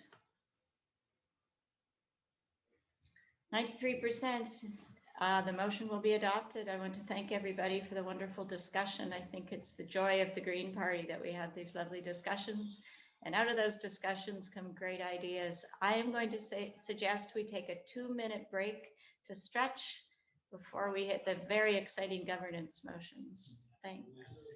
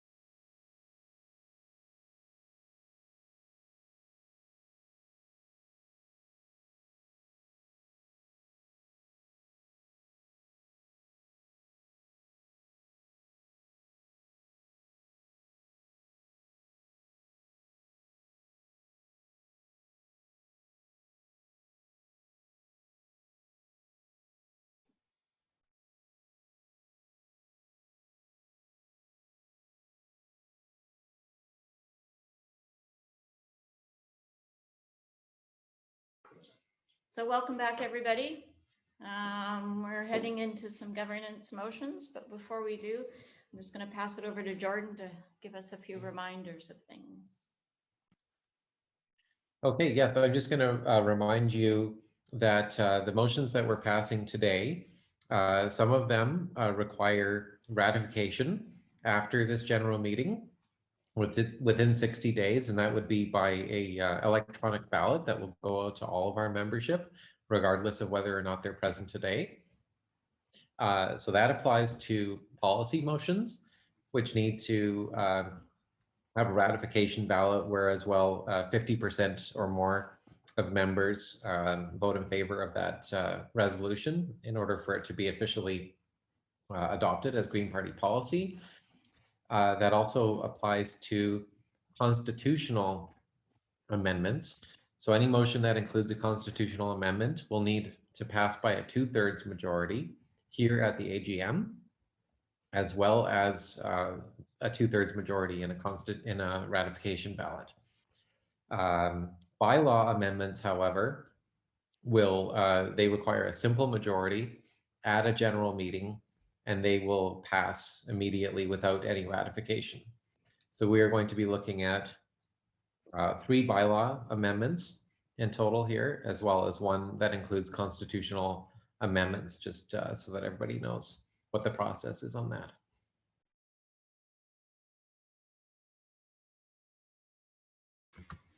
Okay, so I'm taking over for this portion of it. So the first motion we're looking at is entitled Notice of Vacancy Bylaw 2 Amendment. And this is sponsored by Provincial Council, and I will just note that these were developed by the former Provincial Council. So while I am currently on council, I wasn't when these motions were proposed, which is why I'm facilitating these. So this motion, I'll read it out here and then give people a minute to consider it. Whereas the current bylaw requires the entire membership to be informed of a provincial council vacancy within 7 days, instead of simply including notice of vacancy in the next party newsletter or member update email. Therefore, be it resolved that the number 7 be struck and replaced by the number 31 in Bylaw 2, in brackets 15, as follows. So the final updated wording would be subsection 15, notice of the vacancy shall be posted on the party's website and on the party's general members electronic mailing list within 31 days from the time Provincial Council receives notice of the vacancy.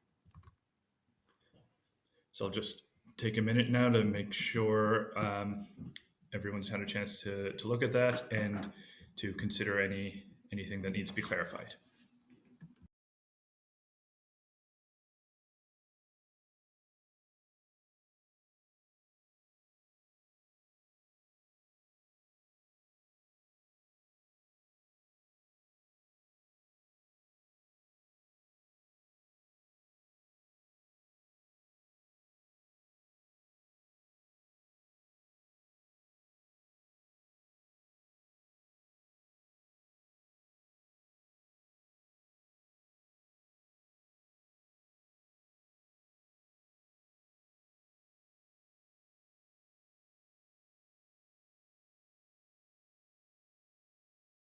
Looks like Ola.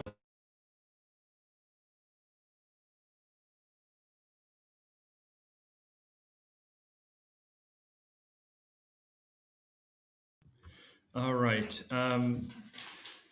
So just before I ask if there's any questions, I see there's a couple things have come up in the chat there. So Ola asking why so long time necessary. I assume Ola is referring to the process here, where we allow people time to consider, and that is really to ensure that everyone is understands the motions properly, so that we're all at the same level, so that if anyone needs anything clarified so that they can fully consider the motion, that we can make sure everyone's at the on the same page. And Sally asking, does it matter if it is close to the next AGM? I assume, Sally, you're talking about the ratification process, but maybe Sally, you could clarify that.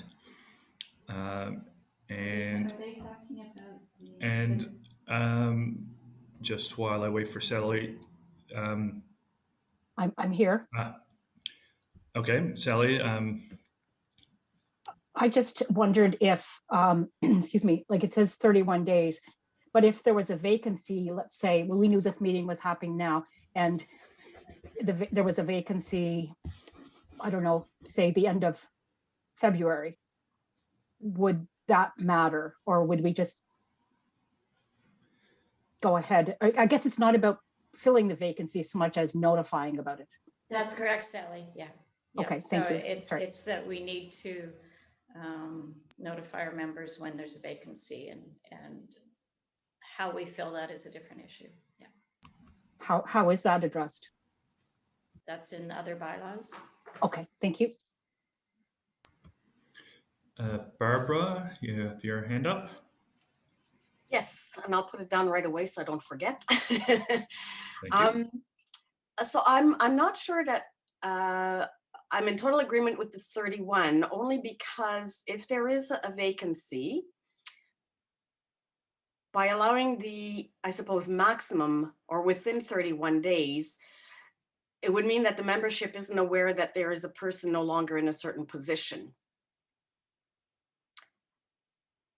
And let's say a member wants to contact the person in that role, and then there's no one there.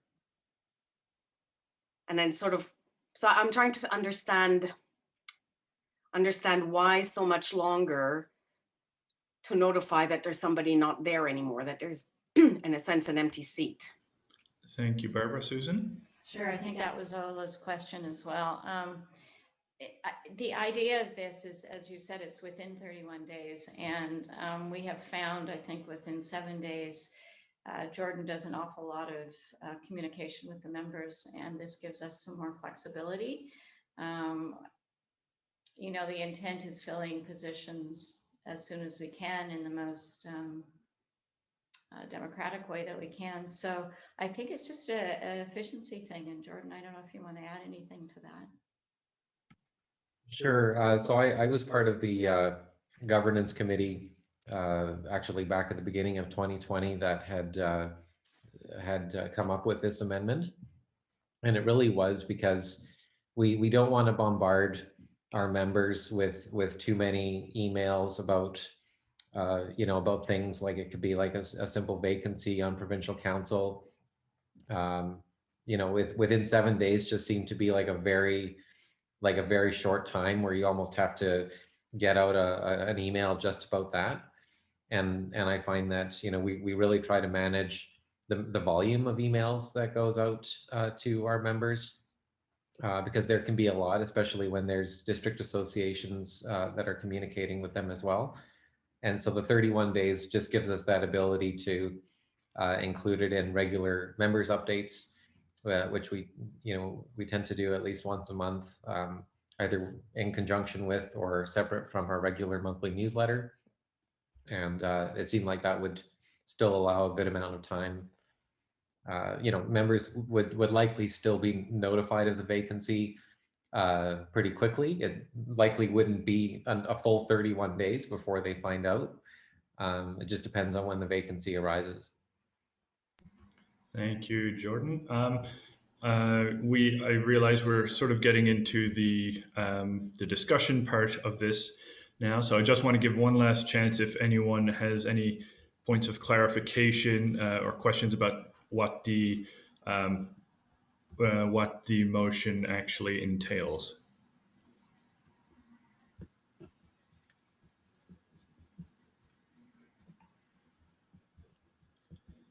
Barbara, you are on mute. I think Barbara was trying to speak. No, I just put it in the chat. I'm still, again, we don't all have to agree on everything, but I think there's been a little bit of, I'm not so sure that people are so upset about all the emails. I think if emails are well managed and communications that are essential go out, whereas communications that are more informative be compiled or be communicated differently. I don't know. I mean, that's something that in the membership and volunteer committee, it's something that we are thinking of looking at on how we can diversify the means of communications rather than perhaps always emails, or make it more proactive. But nevertheless, I think there are some messages that are essential. You know, if an MLA steps down, I mean, clearly we'll know that right away because it'll make news instantly. But this is our provincial council, and if somebody steps down or steps away or something happens, I think it's only fair and being transparent and accountable to the membership to say that this position is no longer occupied. What happens after in terms of vacancy nominations and stuff is a different issue. Anyway, that's just what I wanted to say. And I think that's what Sally and Ole, I believe, were also alluding to. Thank you, Barbara.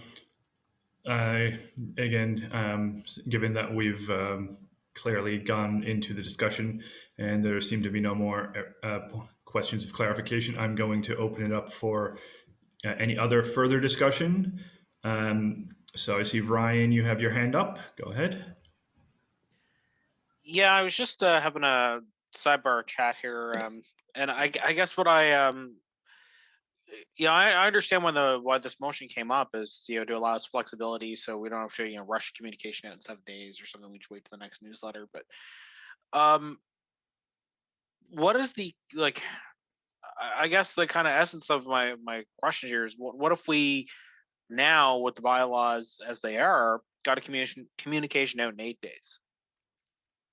There's really, I think we hold ourselves accountable to kind of the guidance of the bylaws. But I mean, it's, maybe now that I think about it, maybe just, in as soon, the communication should go out as soon as possible, but no later than the next scheduled party-wide communication. I don't know. It's because I'm turning that over to Jordan to comment on. Susan or Jordan, do you want to? Sure. Yeah, I think that's basically the intention of this is, to not say, it has to be within 7 days, but like as soon as sort of practicable, I guess would be the way, and then maybe giving that 31 days as the upper bound on that. I think, I don't think that I'm empowered to accept a friendly amendment, on behalf of Provincial Council, especially since I'm not actually a voting member of Provincial Council. But if you wanted to propose an amendment like that, then we could consider that. Thank you, Jordan. I see Sally has her hand up. Go ahead, Sally. Okay, all I was going to suggest is that I understand. Oh, sorry, I accidentally muted Sally. Sorry, Sally, I just accidentally I muted you when I was trying to mute myself. Can you please unmute yourself again? Okay, can people hear me now? Yeah, go ahead, Okay. Sally. Thank you. I understand the intent behind it, but I think that to go with 4 weeks of notification time, it could actually go that long. To me, that's too long. So I would propose either 10 or 15 days, 10 or 14 days as a friendly amendment. Okay, so Sally, you want to move an amendment to strike 31 days, and what number are you suggesting? Let's say 14. 14. Susan or Jordan? Yeah, I'm happy to accept that friendly amendment. Okay.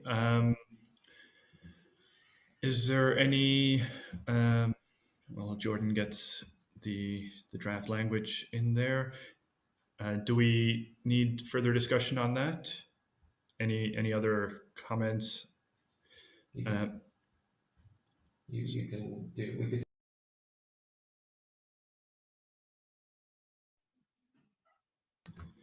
Okay, Maria, you've got your hand up. Go ahead. Yeah, I think that I agree with a shorter than 30 days for sure. I also had that reaction that other people had, that it seemed like that 30 days was too much, but wasn't the original intent to try to fit in the communication into something that is routine or periodical, and does the 14-day defeat that original purpose or not? And if it does, then what's the problem with leaving it the way it was originally with the 7 days? It's just that if the purpose was to, if the purpose of putting 31 days as was to fit it into a communications that are periodical and they would happen monthly, for example, then if we're going to reduce it to 14 days, is that, and does that provide advantage? I mean, what's the difference between 14 days and 7 days? I can speak to that if you would like, Maria. Yeah, because historically the 7 days at times has been very difficult. We'll get somebody who has contacted me as president or someone else and said, I think I'm going to need to leave, I'm going to leave, and it gets communicated to council, and that's respectful to communicate it to all of council first. And so the 7 days is sometimes quite tight, quite honestly. So I'm happy with the 14 days. I think sometimes we need to get the communication out and not wait 31 days for the next newsletter, which would be odd. It'd be odd that someone would be vacant the day after the newsletter comes out, but it could happen. So, you know, that's why I'm not opposed to this amendment at all. I think it gives us more room, more flexibility and time to respect people who are choosing to leave council. Thank you, Susan. Sally, you've got your hand up. Oh, that would still be up, sorry. What I was also going to say there is that the previous section of the Constitution, so we're replacing number 15, but number 14 says all provincial council members shall be notified of a vacancy within 7 days. So I think, Susan, your point, like I think this would fit. Like basically you get the message out to the council and then you've got another week to make sure the members know. That's still in there, so council would know right away. Thank you, Sally. Yes. Okay, any further comments? If there are none, we'll go to a poll to see if there's general agreement on the amendment. We can just fill this out.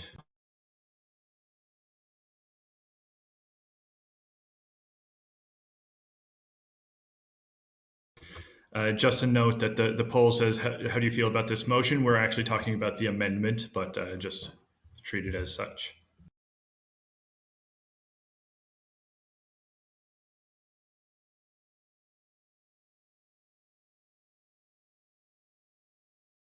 Okay, so we've got strong support for it and everyone can live with it and no one opposed. So we will accept the amendment to 14 days. Is there any final discussion on the motion before we go to a vote? The motion as amended.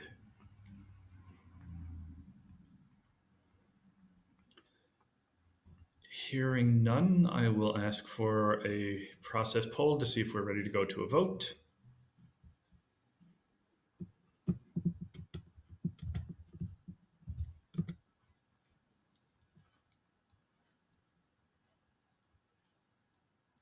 People are fast about it now. All right, so we'll just give a couple more seconds. And there we go. We're ready for deciding votes, so we'll do that right away.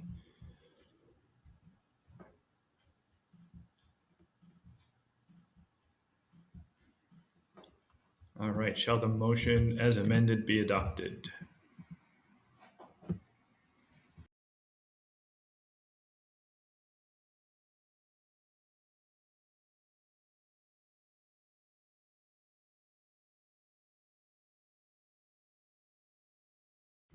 Okay.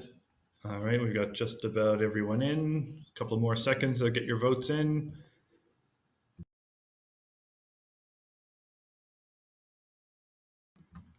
All right, we'll close it up, and the motion is adopted unanimously. All right, thank you, everyone.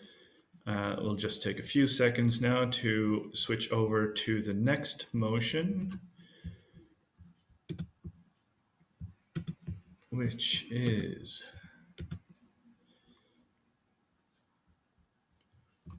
Bylaw 3, motions and general meetings, also sponsored by Provincial Council. And the reason for the amendment to affirm the ability of the party to adopt processes and procedures governing motions at general meetings.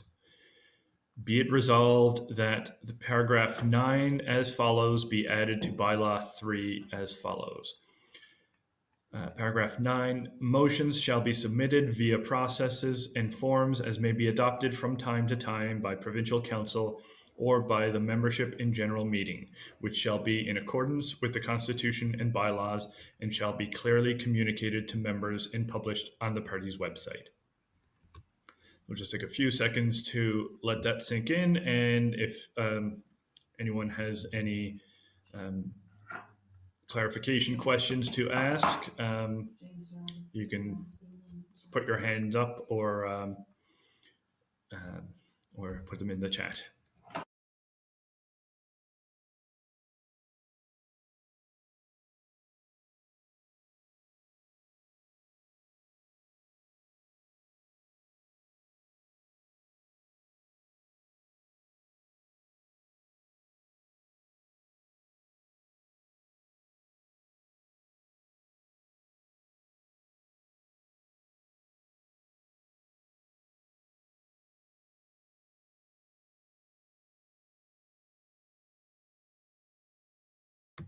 All right.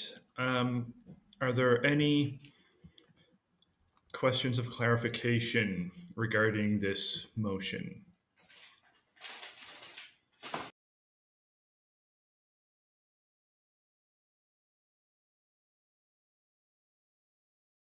Hearing none, we will do process poll before we go to, or no, I'll just go to the discussion. That's fine. So any discussion on this motion?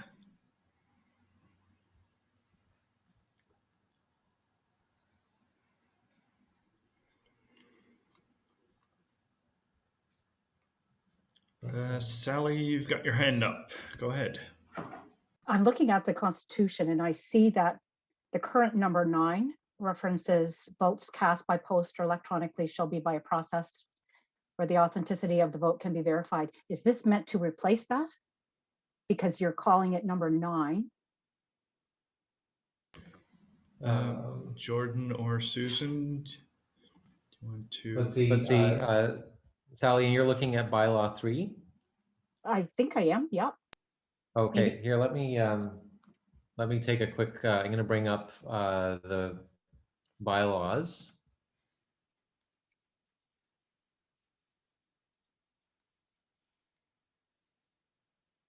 Okay, where are we here? The version I have was amended February 2nd, 2019. Yeah, that's the most current version. So I'm just gonna open that up. Here, we're gonna go to Bylaw 3, general meetings. Oh, this is a weird wonky copy. Sorry, let me just actually, but it should be fine. Let me just go to Bylaw 3.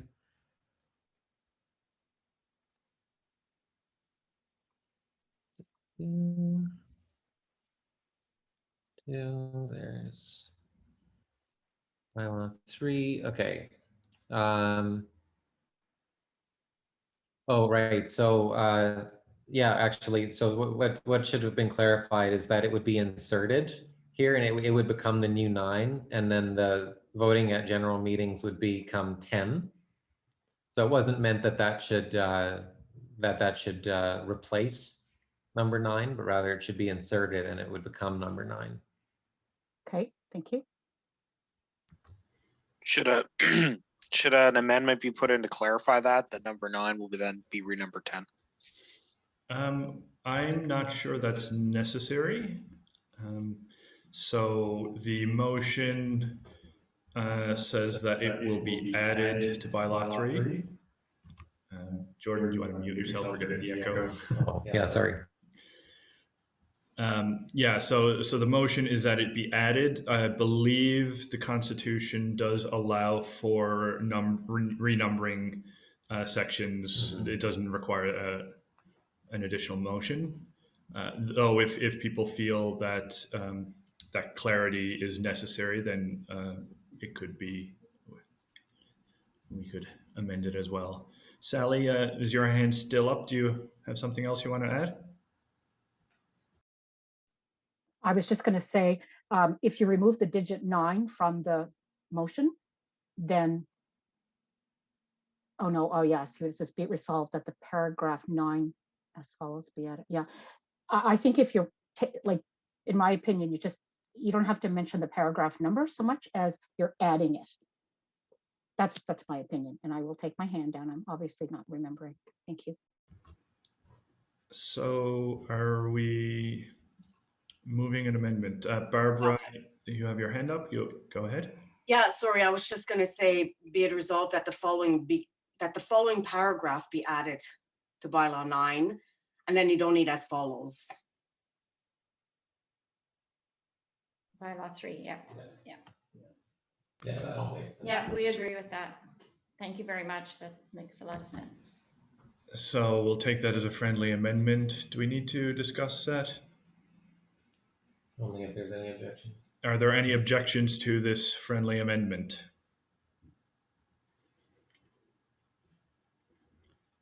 Hearing none, we'll go back. Any further? Sally asking, can you remove the digit 9? And the paragraph number? Yeah. Is that any objections to that friendly amendment? I do have a quick question though. On the screen, it says that, and under the purple, it says currently bylaw 9. That is the additional text of the motion. Oh, sorry. Jordan just clarifying that should have said bylaw 3. That's but that's not the text of the motion itself. That's the supporting information. But thank you for picking that up. Any other further discussion on this motion?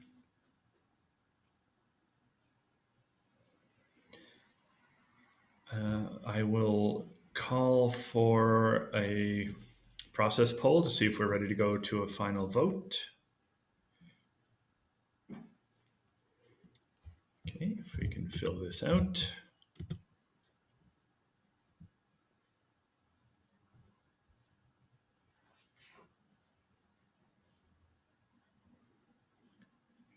Okay, that's pretty conclusive. Okay, and all right, proceeding to a final vote. It is.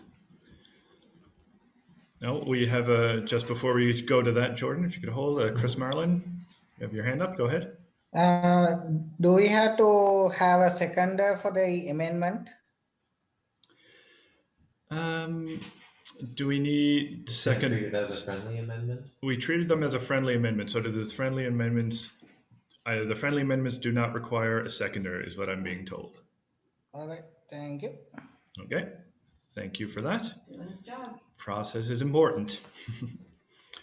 All right, Jordan, you got that poll. Final vote on the motion.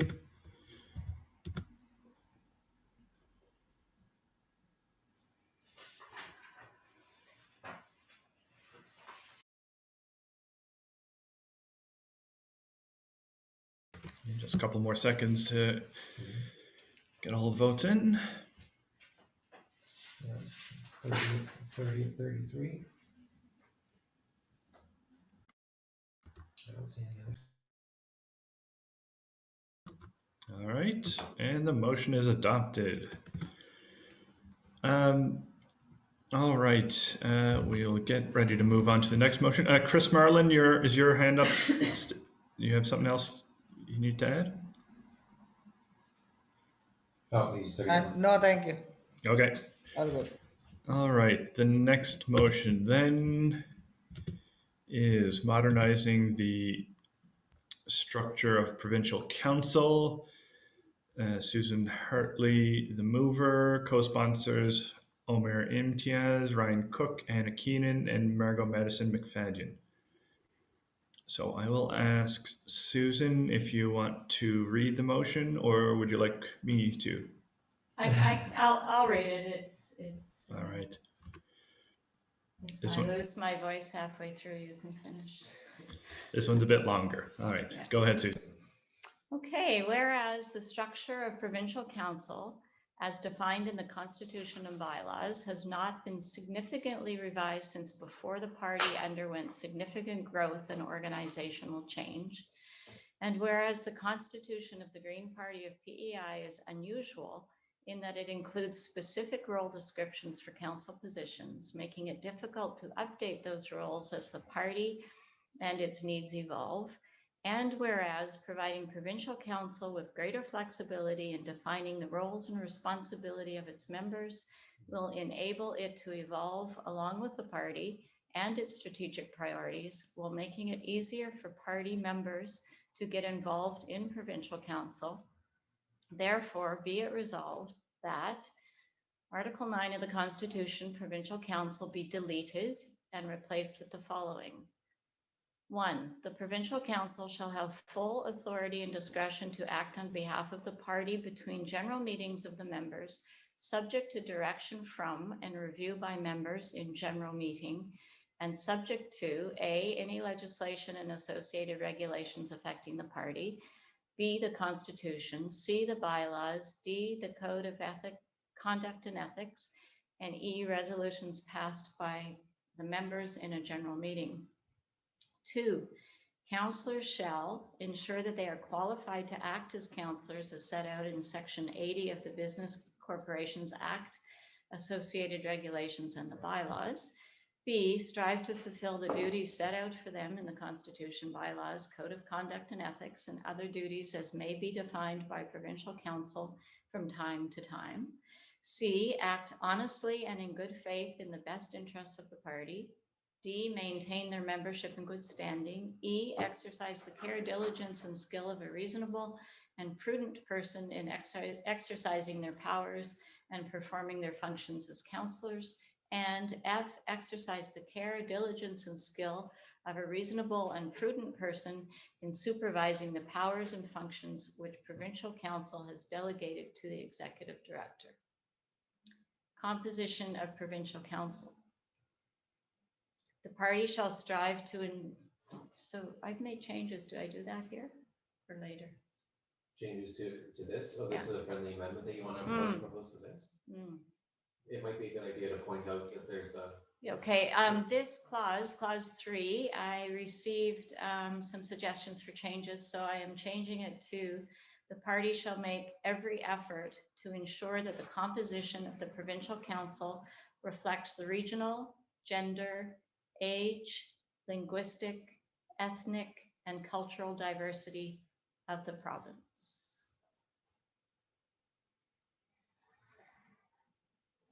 Gender, age, linguistic. And age, linguistic. Yeah. Ethnic and cultural diversity.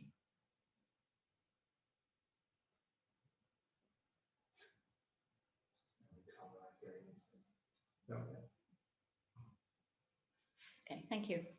4, the provincial council shall be composed of A, the president, B, the leader, C, the secretary treasurer, and D, 6 members at large.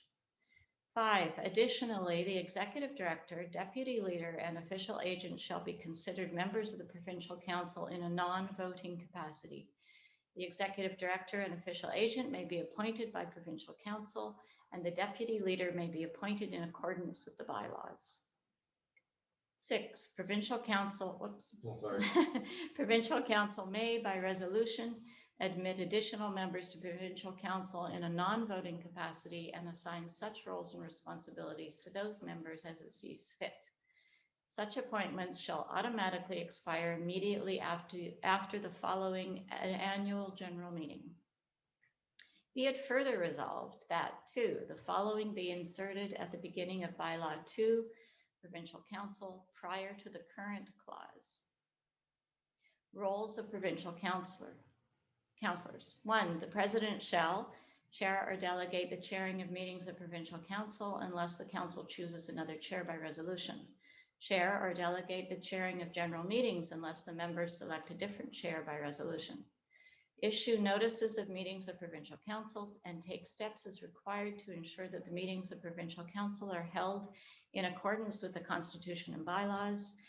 Generally coordinate the activities of the other councillors in the course of their duties. E, ensure the compliance of the party, Provincial Council, and individual councillors with applicable laws, party bylaws, and this Constitution. F, be the primary spokesperson for the governance aspect of the party unless this role is delegated. G, have other such duties as Provincial Council determines from time to time. 2, the leader shall be the primary spokesperson for the political aspect of the party, appoint and lead a shadow cabinet unless they become premier, serve as a link between Provincial Council and the Green Legislative Caucus. 3, the Secretary Treasurer shall A, maintain or cause to be maintained the financial records of the party and any other records required to be maintained which are not otherwise maintained by other members of the Provincial Council. B, report on the financial status of the party to the membership at general meetings. C, have custody of corporate seal and certifying of documents issued by the party. D, have other such duties as Provincial Council determines from time to time. 4, members at large shall A, participate actively in carrying out the work and responsibilities of Provincial Council and its committees. B, assume such roles and duties as Provincial Council determines from time to time. 5, the Executive Director shall A, have overall operational responsibility for the party, its staff and other human resources, its programs and the execution of its mission. B, report regularly to Provincial Council. C, have other such duties as Provincial Council determines from time to time. 6, the official agent shall A, ensure compliance with applicable laws and regulations. B, serve as the primary liaison between the party and elections PEI. C, provide advice to Provincial Council as requested. D, report to Provincial Council during and following elections. 7, the leader may appoint a deputy leader. 8, the deputy leader shall A, be an alternate voice of the party's political aspect in addition to or in lieu of the leader. B, provide advice and support to the leader as requested. C, act in an advisory role of Provincial Council. D, vote in place of the leader in meetings of Provincial Council when the leader is unable, or chooses not to be present. E, working with the leader, shadow cabinet, and other or policy and platform committees help coordinate the development of party policies, positions, and platforms. F, have other such duties as the leader determines from time to time. 9, Provincial Council shall maintain an up-to-date description of the roles and responsibilities of all councillors, which shall be made accessible to all members. 3, and that the current clause 3 in Bylaw 2, Provincial Council, be deleted and replaced with the following. Provincial councillors shall be elected in a staggered election process in accordance with the following protocol. A, in odd years, the term offices of president and of 3 members at large shall stand for election for a 2-year term. B, in even years, the offices of secretary treasurer and of 3 members at large shall stand for election for a 2-year term. C, the vote for any office of Provincial Council shall require none of the above to be a contestant, and where there is more than one contestant for a position, shall be conducted using a ranked ballot and a single transferable vote counting method. D, voting for provincial council positions shall proceed over a period of at least 30 days. 4, and that bylaw 8, bracket 9, be deleted and replaced with the following. Provincial council is responsible to report to the annual general meetings of the party with an assessment of the extent to which the equal participation of diverse groups at all levels of the party has been achieved. 5, and that in bylaw 9, party documents and item G be added under clause 1 as follows. G, rules and responsibility of provincial council positions. Be it further resolved that upon the passing and ratification of the above amendments, any member of provincial council with a role that is defined in the current constitution, but which is no longer defined by the amended constitution, shall automatically be converted into a member at large. Be it further resolved that provincial council is directed to consult with the membership on how to best ensure diverse representation on provincial council and to return with its recommendation at the next general meeting. I also have a suggested addition after discussion for a further clause at the end, and that would be it resolved that during the period of time between the adoption of this amendment at a general meeting and the ratification voting date, in bracket, max 60 days. Yeah, I should have sent it to you, Jordan, sorry. Want me to, I'll start again. Be it resolved. Okay. That during the period of time between the adoption of this amendment at a general meeting. At the general meeting, right? At a general meeting. Oh. And the ratification voting date, in brackets, no more than 60 days or maximum 60 days. The proponent of the amendment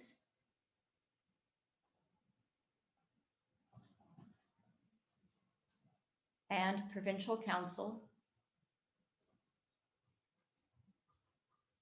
will offer ample opportunity for members to obtain information about the purpose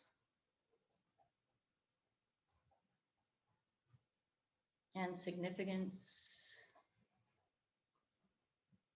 of this amendment, comma, and to fully understand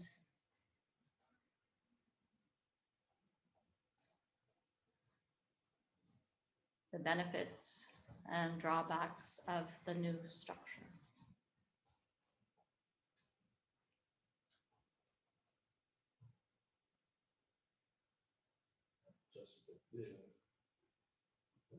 Just add the comma for the image. Just to fully understand. Oh, yes, sir. Okay. Okay. Thank you, Susan. Anything else? Oh, I see all of that. Should both resolved. Yes. Bold resolved.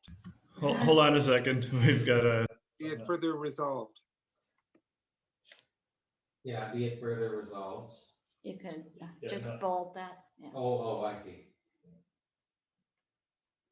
Just in response to Ola's question about is this a constitutional amendment, it has fairly significant amendments to both the Constitution and the bylaws. So the entire motion will be treated as a constitutional amendment. All right. Any questions of clarification? Chris Marlin? Patrick, it's not about the bylaw actually. I was thinking they're supposed to finish the meeting at 4 o'clock and it's only 9 minutes left. I was wondering whether we should go for a motion for extending the meeting at least until this motion has been done, after the discussion. Yeah, we can do that. We've got Half a whole- meeting, half an hour or something. Half an hour, yeah. Okay. Yeah, let's do that now then. So, Chris Marlin, are you moving that motion then, that we extend this meeting Another 30 minutes? for another 30 minutes? We can reassess at that time whether we need to extend further, but we'll start with that. I guess we need a seconder. I'll second that, Glenn Grant. Glenn Grant seconds. Thank you, Glenn. Jordan, can we get a quick process poll here? All right. People can fill out that poll. Just looking in the chat, there is at least, yeah, okay, Susan just answered. There's one more motion after this one.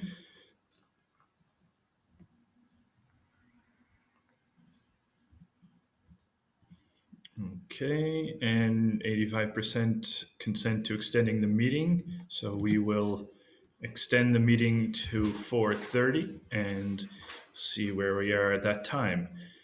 So back to the motion that Susan has read. Any further questions of clarity before we jump into the discussion?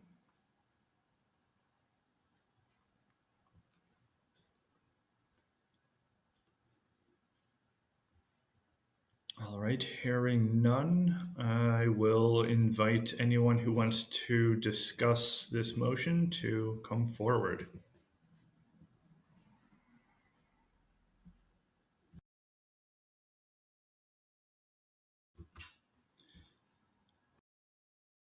Okay, I'm just catching up on the chat here. I see Sally McDonald has put in a comment that she's concerned with the loss of regional reps and the need for council to redefine itself when there are clearly more pressing priorities.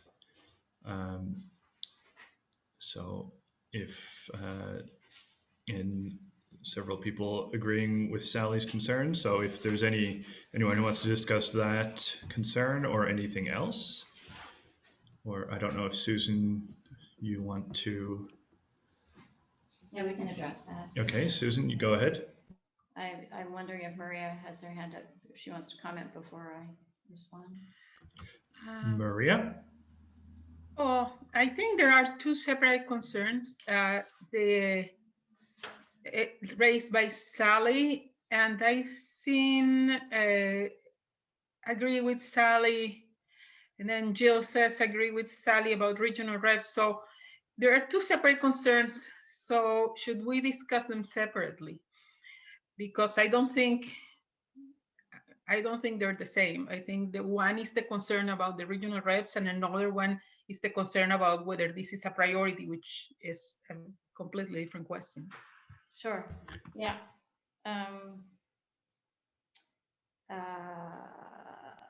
Why don't we start with the question of regional reps? Okay.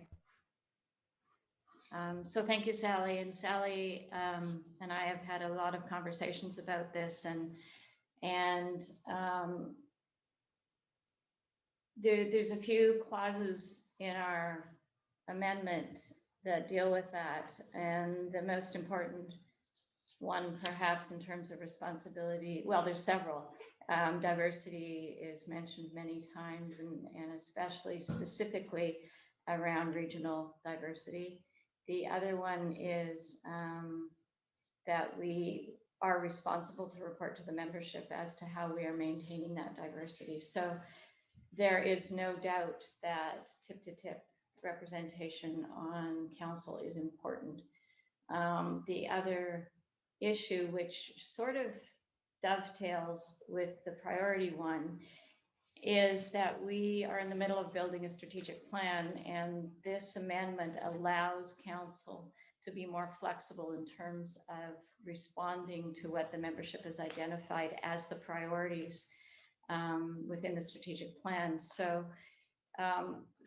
for me, it's the way council is now really limits us in terms of how we, I hate the word pivot, but I'm going to use it, pivot towards our strategic plan, in that we have very, very defined roles constitutionally, and this takes it away from that and allows us more flexibility. So with our strategic plan and our commitment to being a tip-to-tip island, and within this amendment having comments that we are responsible to the membership to ensure this kind of diversity, I'm comfortable with that. The other thing is we have the capacity to bring in non-voting members should. I'm thinking about current council, and we are diverse in terms of region. Surprisingly, we have probably more people from the east than we have from anywhere else. And so if we felt we needed to bring in more people representing other regions, we could do that as non-voting members. So I don't know if any of the other supporters of the motion wanted to speak to this. Glenn. Sorry, I took your role. Thank you.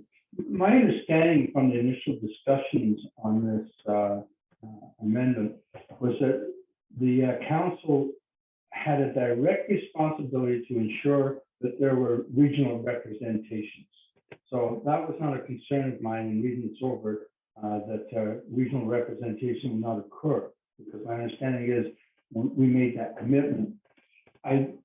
My perception of why we went this route is that it may not seem like a priority, but in some respects it is a very high priority, and that because we're doing our strategic planning, we need to be as effective and as we can be as a group to achieve our strategic plan. And rather than putting the workload on an individual and saying, you're doing this and you're doing this, we thought a team approach would be more effective in getting across our goals.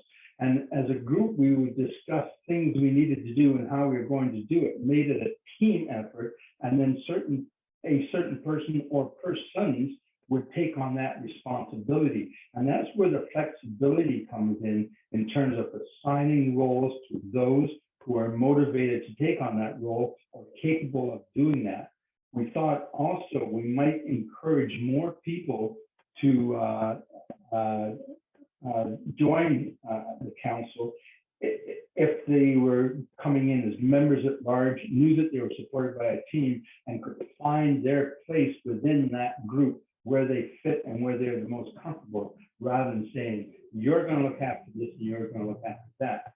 The only areas where we thought that we needed to be specific when we were initially discussing it was with money concerns. You need someone who can manage funds and be accountable. So there were specific roles such as that. But the other roles would evolve and be assigned as the team felt most proper. So that's the way I was reading it. I thought it was a much more diversified and effective group to work that way. And having worked on many committees where there are specific job assignments, it puts a lot on one person that they are solely responsible for achieving a goal and reporting back to it.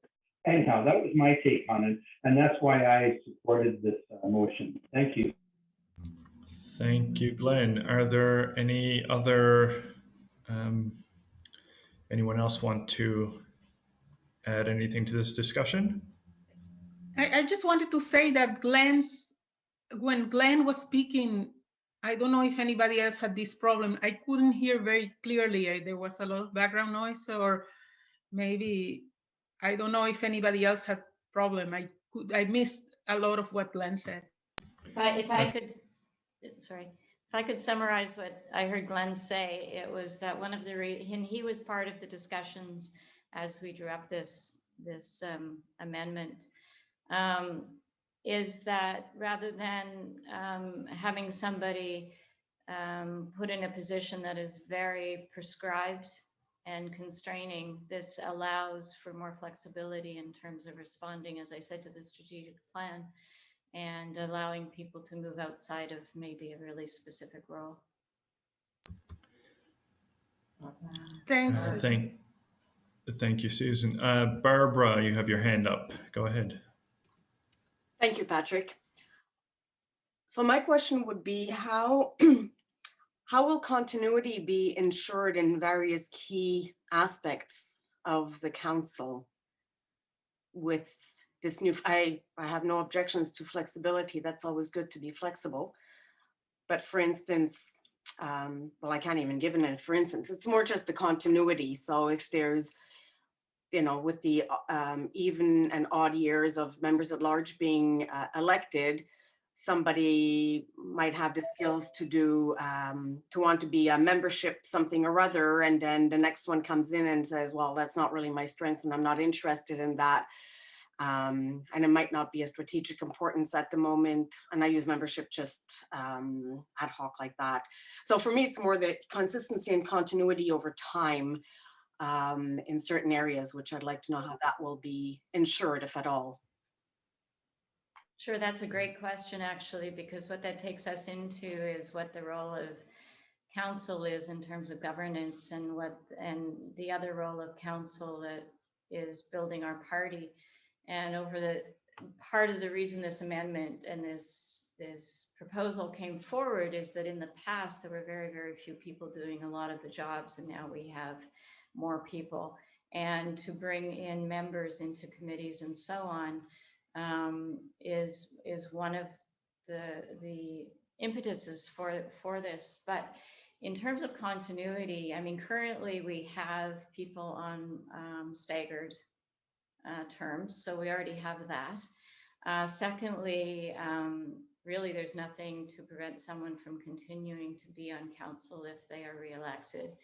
And thirdly, it will be the mandate of council to make sure that any initiatives have continuity, regardless of the person. And I guess the other thing, Barbara, is I don't think council's going to be saying, what are your skills? Okay, that's what you'll do. They'll say, this is what our strategic plan is indicating that we need to do as a provincial council and how we need to lead the party forward. And these are the jobs that need to be done. And then have people hopefully self-select, and if not, appointed to do different positions. So I think the continuity comes within not just council, but within the whole membership, and bringing in more people like yourself who are willing to lead some of these committees. So not to say continuity and succession planning and everything are always easy to do, but they would certainly be part of our strategic plan as well, and how to do that. Okay, well, thank you for that explanation. So just a quick follow-up. I think you had mentioned at some point that this would be more of an oversight council. So if I'm understanding this more or less correctly, it's that the council would oversee or just govern basically, but the actual grunt work, for lack of a better word, but the actual work would then be done, for instance, by committees or teams or groups or things like that, not necessarily by a council member. That's all to be determined. I mean, it's transitional. This is very much transitional. It's a process, and the members direct that, really.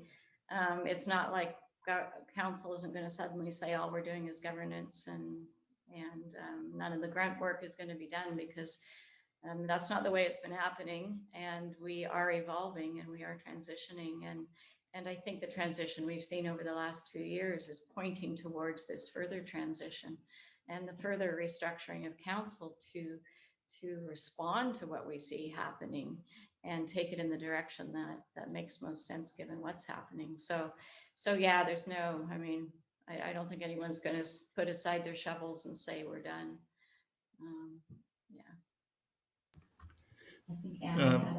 I've got a couple of hands up. I'm just going to first read a couple of the comments that have been put in the chat around this. So Jordan had put in to note the clause, be it further resolved that provincial council is directed to consult with the membership on how best to ensure diverse representation on Provincial Council and to return with its recommendations at the next general meeting. And follow that up with this could even include new ways of electing councillors, for example, to ensure regional diversity. Ola Hammerland had added as well, he knows regional reps will be eliminated, but if they're voted in by all members, what's the difference? And Roy Johnson added that council can reach out to potential new council members to engage or fill areas where needed. So now I'll just go over to Anna and then Maria. Oh, thank you, Patrick. Yeah, I'm listed as one of the seconders on this motion. I was the former president as well. I seconded this motion because I do believe that adding more flexibility to council will help support recruitment for people joining council and helping to grow that. Sometimes people can be intimidated by terms like membership chair, or volunteering, fundraising chair, or what does it mean to be the central rep, and that can be a barrier to recruitment into council. And I know that we do need to make it easier for people to want to volunteer to be in that space. I also want to acknowledge that this shift alone will probably not, it's sort of similar to the cycling motion we discussed earlier. This change alone will not totally fix recruitment challenges. I would propose that, creating council as a well-functioning and exciting leadership space that handles conflict well, and having a reputation of council being a space like that would be even more effective as a further measure to increase recruitment availability to council. And I hear the concerns around loss of requirement for regional representation, and I see this proposal sort of replaces that strict requirement for the regional representation of kings, queens, and prince with more of an intention that we have that regional diversity. And from my work experience, I know that diversity intentions are often not good enough, and that diversity needs teeth. And so I very much appreciate that there is that, be it further resolved that council will consult further and come back with recommendations on how to do diversity in council next year. I suppose the key question is, do we trust that, over the next year that consultation will happen well, and it will be followed up, and we will have diversity recommendations with teeth 1 year from now? Or if we are sort of skeptical that may happen, do we need to move to table this motion for now and wait until that work has been done and there are, those proposals are looped into this proposal before it passes? So I suppose there's a question to the proponents that I have at this time is there an urgency in your mind for passing this year before doing that work of exploring how diversity on council could have teeth, or if you see it as a valid possibility that this could be tabled for a further year while. Susan, do you want to respond to that before you go to Maria? It would certainly be my strong preference not to table it for a couple of reasons. We've had a couple of years, as I've said, of clearly indications, in my opinion, that the system as it is doesn't work very well for council. We've had a lot of progress, we've done a lot of things, but we've also had a lot of struggles related, in my opinion anyway, to people being siloed into certain positions and not collaborating, and it's more of a position thing than a personality thing, I think, in terms of understanding what their roles are, and a reluctance because of that to collaborate in a way that is, in my opinion, again, in the best interest of the party. So I think this is actually overdue.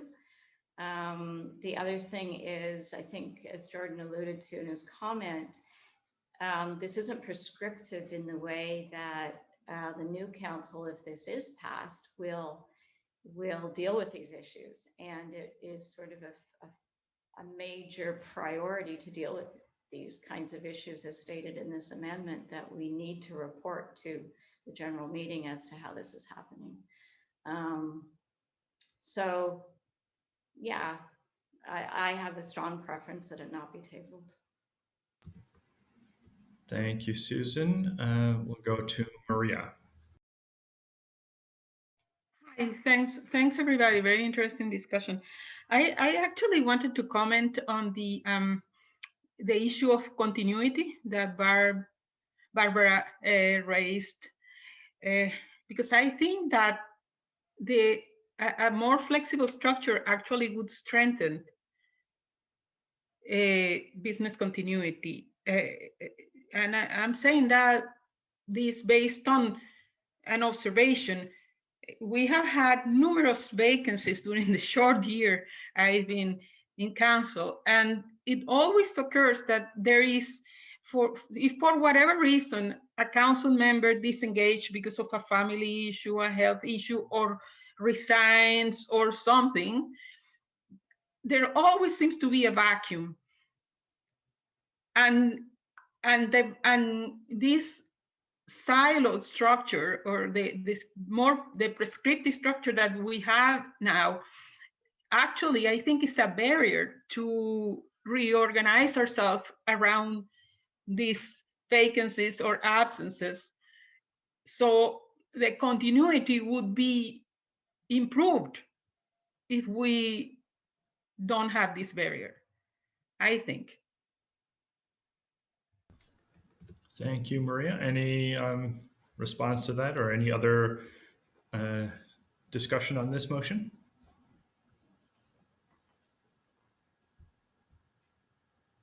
Process poll or? Yeah, hearing no further discussion, we'll go to a process poll. Oh, we just got a comment in the chat of a proposal to table. Is that part of the process poll? Okay. So actually there's first step. The side meeting comes before tabling. There's another process poll that has tabling instead of side meeting. Okay. That's usually if the side meeting fails. Okay, so yeah, so I guess the process would be to try a side meeting before tabling. So anyone who wants to table, please choose that option.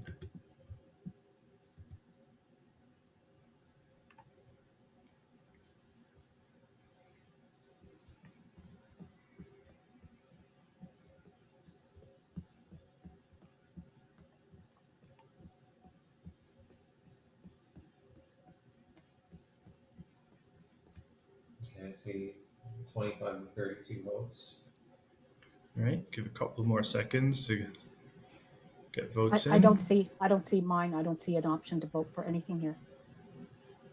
You don't see the poll? That's correct. Okay. Sally, do you see a thing on your toolbar that shows a polling option to click on, or? No. No. I don't see that either. Yeah, I know. We've got 26 of 32 have voted on this. I mean, you could manually signal what you want to do. I can show you the results of the poll, and we can, knowing there's a couple of people here who haven't voted, but I see that 27 of 32 now have voted. My process poll is proceed to a deciding vote. Is that where you are, or are you voting on tabling? This one has the options of proceeding to a deciding vote, continuing to discuss the motion, or inviting the disagreeing parties to hold a side meeting. Okay, yes, so I am looking at the correct. Okay, it shows that all but 3 people have voted now. So I'm going to end the poll just to show you the results here. Okay, great. Okay, so we have most people wanting to go to deciding vote, but there's still significant numbers wanting to continue the discussion or holding a side meeting. So I will ask the mover and anyone interested to proceed to a side meeting. to see if we can come to some agreement there before we decide, before we vote on it. So Jordan. Okay. I'll get a room open. Okay. Just a second.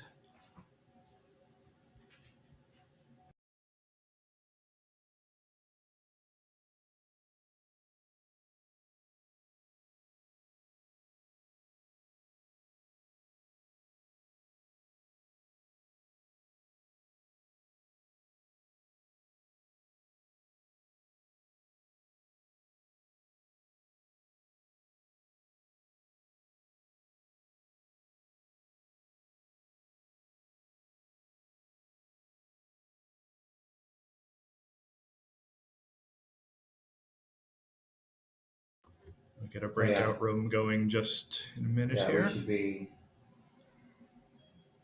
Yeah, it should.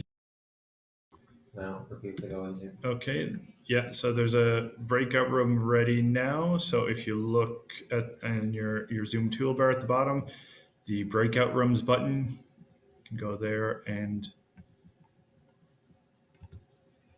okay, just seeing some chat as well.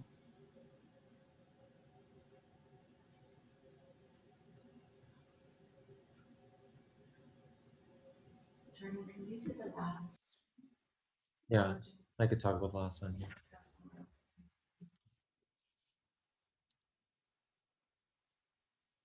And I'll say once again, just let me know in the chat if you go into a side meeting but are not able to get there on your own, and I will put you in there.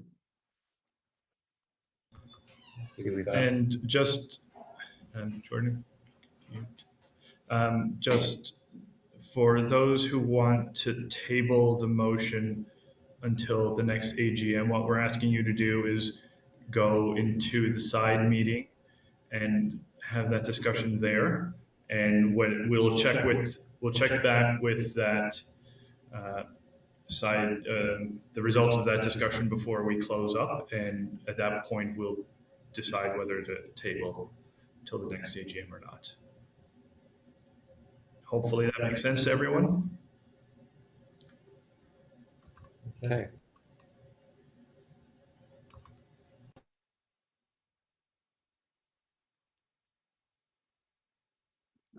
So Jordan, you're gonna bring up the next motion? We'll bring up the next one, yeah. Second here. You mute yourself. Oh yeah, sorry. Okay, so Jordan's gonna bring up the final motion of the day, which is Bylaw 5, Shadow Cabinet Amendments.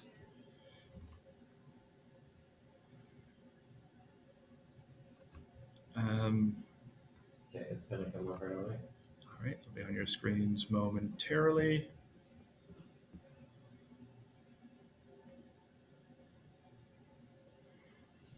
All right, so Susan is the mover of this. It's Provincial Council. Provincial Council, okay.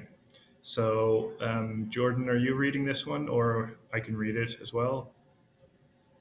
Yeah, I'm happy to read it as well if you like. And I'm just going to stick the link into the chat here as well. So this is Bylaw 5 is an existing bylaw that governs basically our shadow cabinet. The shadow cabinet is currently consists of the same people that are in our elected caucus in the legislature. Prior to that, it was a mix. You know, it had Peter, Hannah, had several other people who weren't elected members. So it can be both or either. And the bylaw basically defines the roles of shadow cabinet, gives them responsibility for various aspects of grassroots policy development, platform development, and maintaining a book of membership approved policy. Yet the existence of a shadow cabinet at all is at the discretion of the leader and under our bylaws. And so to ensure that these important functions have assigned responsibility regardless of the existence or capacity of a shadow cabinet, the following amendments are proposed.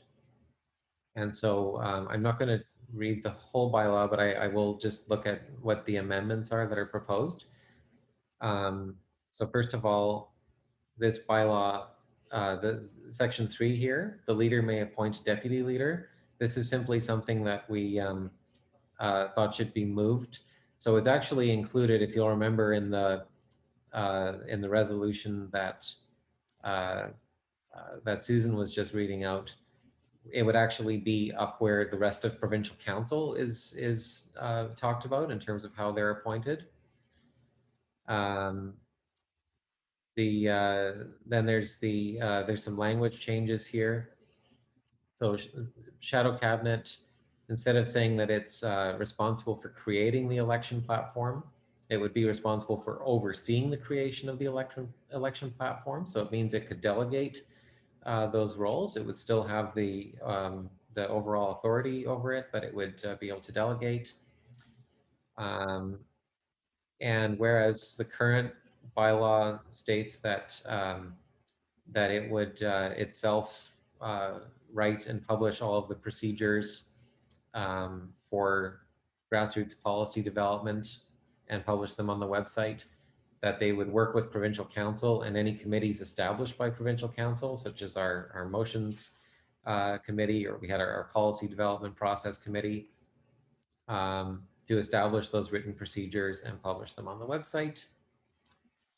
And then there's a couple of additional clauses here that should a shadow cabinet not be in existence for whatever reason, that those responsibilities named above would revert to provincial council, and that provincial council may by resolution, or the shadow cabinet may by resolution elect to temporarily delegate any of the responsibilities named to provincial council. So if they felt like, we don't have the capacity, to do the things that are needed right now, they could say, we're going to hand this back to provincial council to take this on. It might be developing the platform. It might be doing something with our grassroots policy development. And then, so it mentions here so this is a follow-up to this section 3 that was being stricken out about appointing a deputy leader. It also proposes, if this motion passes, then that one sentence would actually be moved to bylaw 2, which is the provincial council bylaw. And it just talks about where it would be inserted between paragraphs 2 and 3 of bylaw 2, which would then read as follows, right underneath where the sections that talk about how the leader is elected. So that's basically it.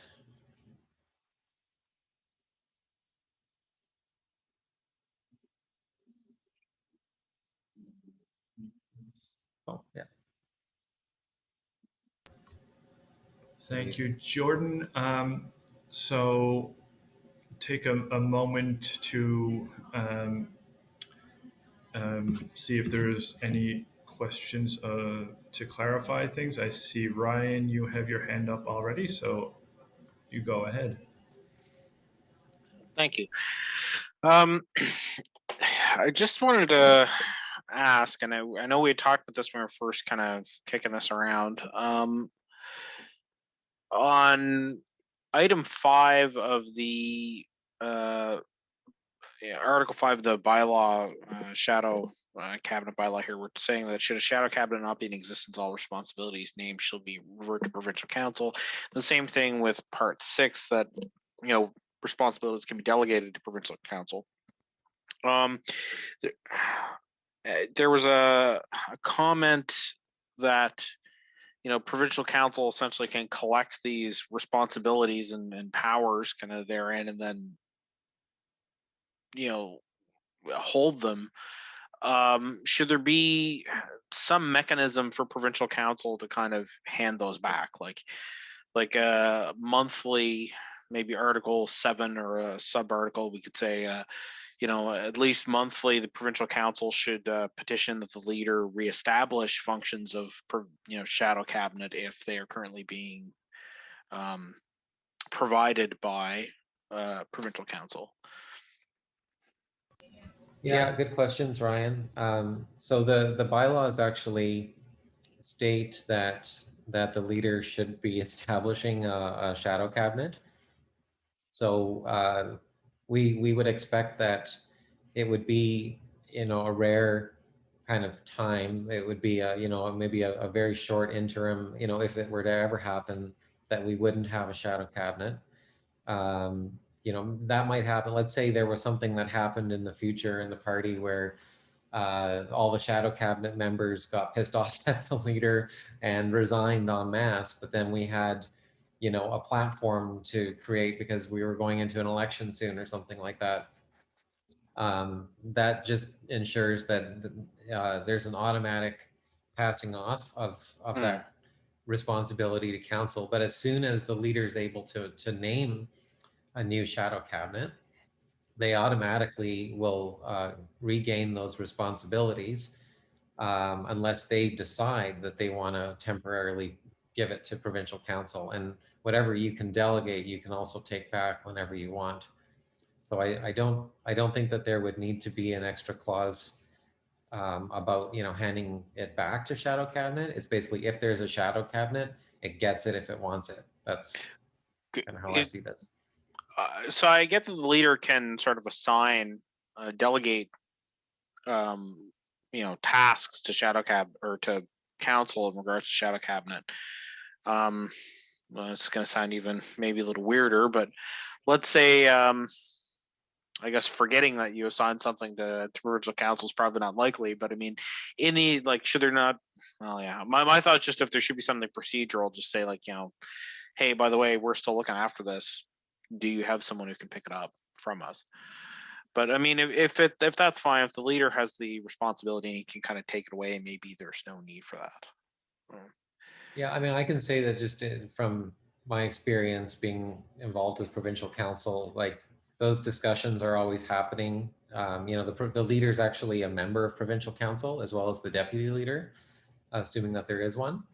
And so there's always those discussions taking place around, what the leader's doing and what so I don't think that we would necessarily need, if you needed to spell it out in the bylaws, then there'd be the question of if things are that dysfunctional that the provincial council isn't talking to the leaders. I'm not sure if a specific bylaw would make that any better necessarily, but you can definitely propose an amendment if you like to that. I'm just going to make a note here that we're a minute to 4:30, so we should make a decision about what we want to do here. So I will suggest here, or I will ask if anyone would be willing to, or can we do a process poll about extending, or do we need a motion first? Yeah, we can do. Do you want to do just like a general? I would move to extend 10 minutes, maybe. If we just want to finish these. Okay, any seconder for that? I'll second it. Okay, seconded by Glenn. Okay. And okay, so we've got a motion to extend 10 minutes. And we'll get a poll up momentarily. Okay, poll's up. So this is to extend the meeting 10 minutes. Susan tells me over here that we're ready to vote on the other one as well.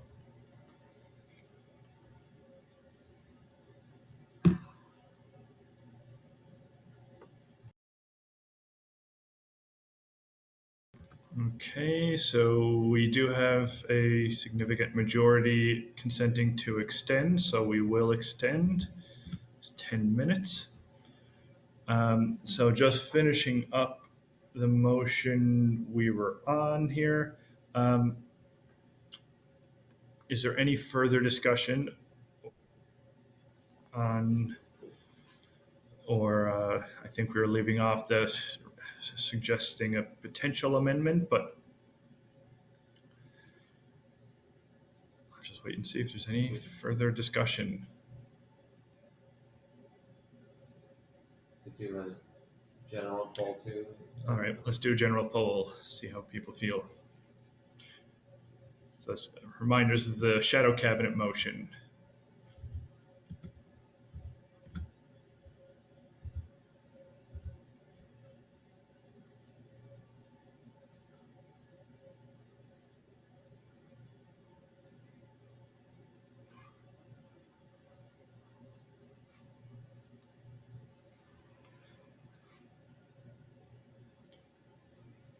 a few more seconds to cast their votes.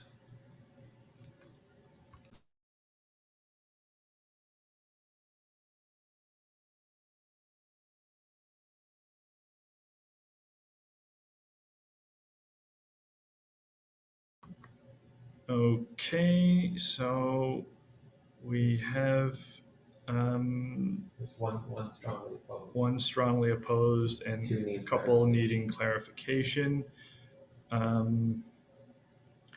Most people understanding and supporting the motion. And I just see Ryan in the chat suggesting an amendment. So Just goes let's, through what I was talking about earlier. yeah, so let's do that. So if Jordan, you can. Need a seconder for the amendment? Yeah, we need a seconder for the amendment. Do we have a seconder? I second. I see Barbara's hand up. Is that the second? Yes. Okay. So Ryan, seconded by Barbara. The motion to amend the motion to add a subclause 7, should Provincial Council be delegated any roles of shadow cabinet, they should at least on a monthly basis formally request that the leader reappoint a shadow cabinet member to reassume the role. Test for agreement on amendment. So can we test for agreement on this amendment?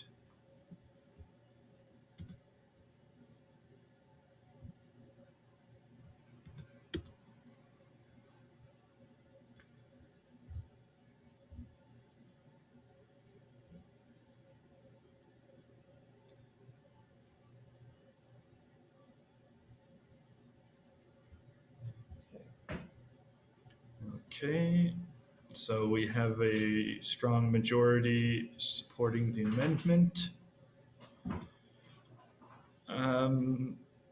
Okay, any further discussion on the motion as amended?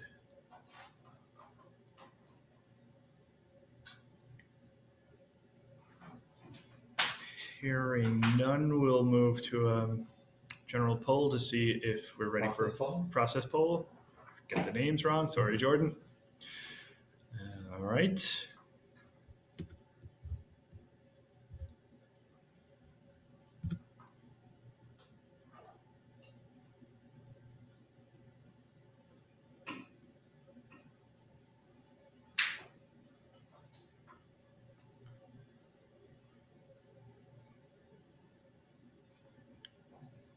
Okay, we do have most people wanting to go to a deciding vote, although some inviting disagreeing parties to a side meeting. I'm not entirely sure what the disagreeing parties are right now. But if somebody wants to clarify that before we go on to a deciding vote, we'll allow you the opportunity.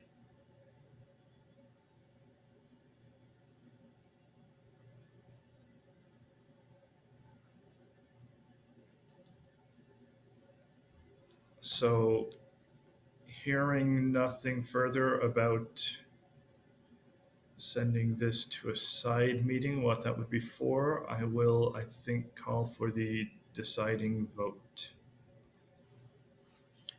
All right, thank you, Jordan.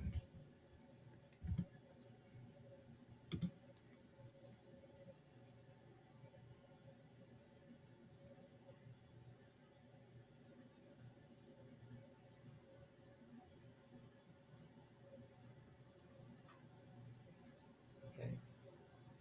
31 voted. Right, just about there. And the motion is adopted. 97%.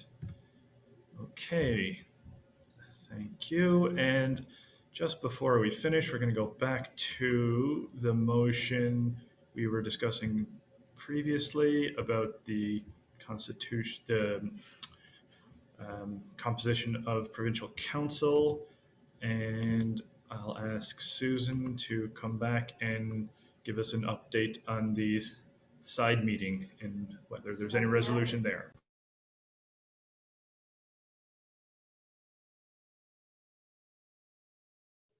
There was a good discussion, and I think people are ready to make a decision about it. All right, so I guess I'll look for a process or whatever the right term is, a poll to decide, see whether we are ready to, what is it? The one, You want process poll 2. Okay. All right, thank you, Jordan. So here we have the choice that some were asking for, either a deciding vote or tabling it to the next meeting or continuing the discussion. So give people Sorry, Patrick, what happened to the breakout discussion? Susan just reported back on that I guess there was agreement to bring it or to move on. Oh, I see. Okay, to sorry, vote. I was so quick, I missed it. Yeah, maybe Barbara was asking about the outcome of it, and the outcome was that nobody, like everybody in the breakout discussion was in support of the motion. So that's what happened at the breakout discussion. Oh, okay, thank you, Maria. Okay. That's what I wanted to know, sorry. Okay, so we have a strong majority to proceed to deciding vote. So we will do that momentarily. All right, I think Sally has actually formally moved to table the motion. So we would need to vote on a motion from someone who's on the floor, would we not? Give me 1 second to confer on that.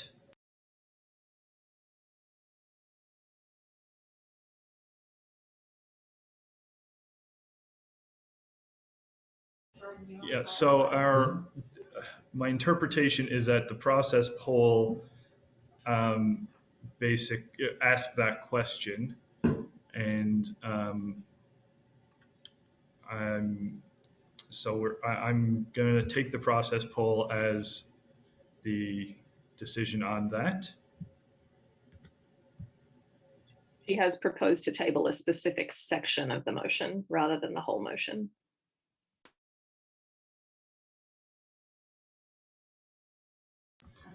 Okay, let's just take a second here. Jordan, can you cancel that poll? Okay. We are at time. Can we get a motion to extend this for up to 5 minutes, I'll say? I move it. Chris Marlin has moved it. Do we have a seconder? I'll second it. Ryan seconds. We've got a quick poll to extend the meeting 5 minutes to hopefully get this finished. We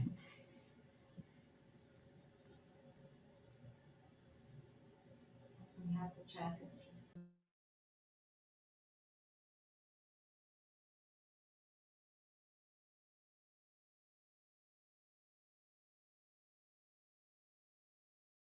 Okay, so we have agreement. Could I ask Sally if you could copy and paste your motion in the chat? There.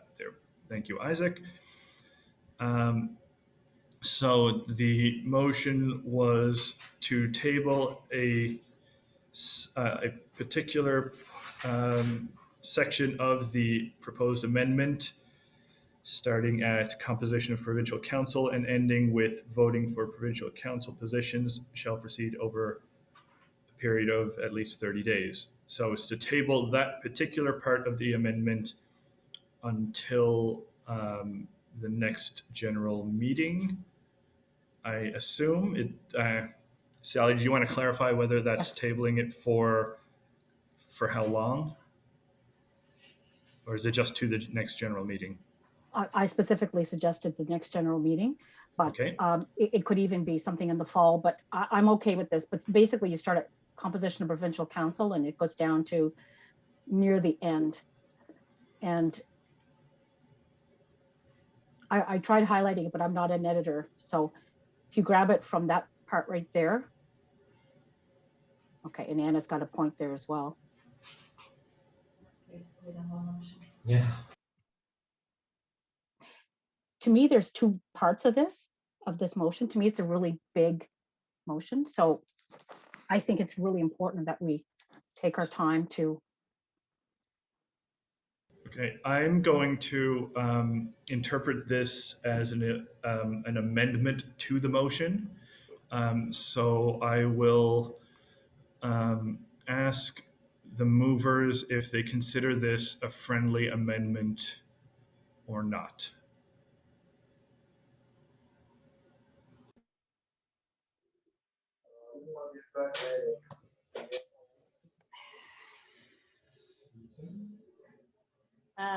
I can't accept this complete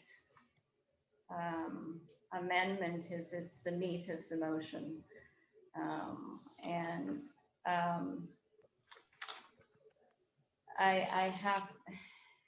We've had numerous hours of discussion about this, and so I feel like we've had a lot of conversation about it. We've had meetings with members, we've had council discussion about it. We've had opportunities through Lumios to talk about this. I've had many conversations with Sally and Barbara about this, hours of conversation, and so I'm not feeling that there's going to be anything more fruitful to come out of these conversations.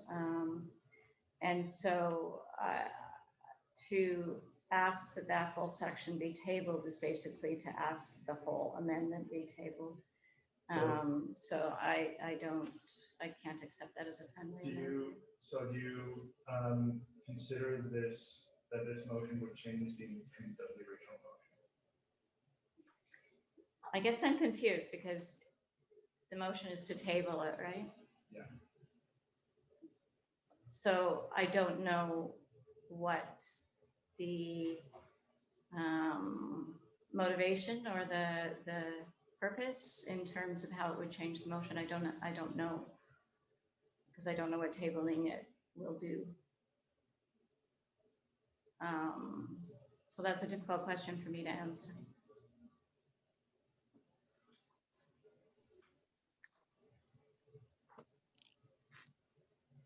I would just like to say that, in my opinion, it addresses the two parts that, like Maria was talking about, priorities. So this would allow council to do what it needs to do now, and then over the course of the year, basically clarify those things that are some things that need to be, the defined things. But I see some comments in here that given that this is a constitutional amendment, that it has to be ratified by, I think it's 60% of the membership, which is 2/3, yeah. Right, so that's like 350 people. So yeah, and that's correct, and that is why, can you mute?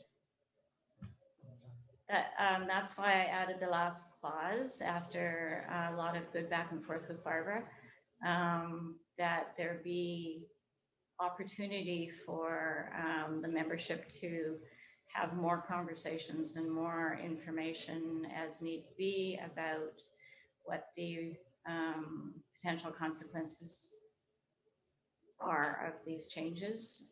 So, yeah. So we are at time again. I'm going to ask if there is any motion to extend the time. Yes, there's a motion to extend the time. For how long? Another 5 minutes, please. Greg, would you be okay if we made that, say, up to 5 o'clock? Yes. Just to make sure. Okay, do we have a seconder? I'll second. Okay, Ryan second. So Jordan, can we get that poll? This is to extend to 5 o'clock if needed. This is like yesterday's legislature, right? Extend the hour. Yeah.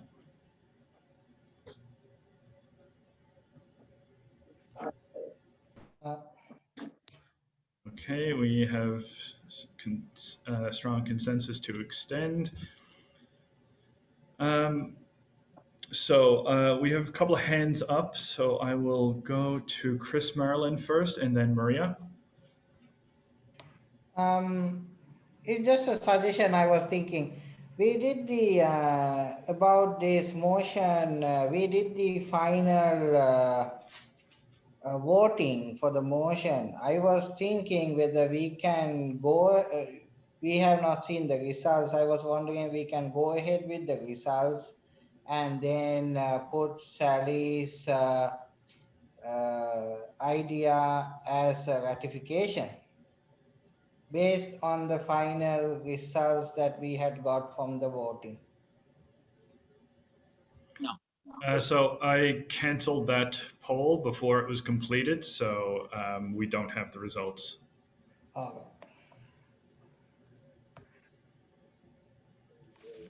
Thank you. So Maria, you are up next.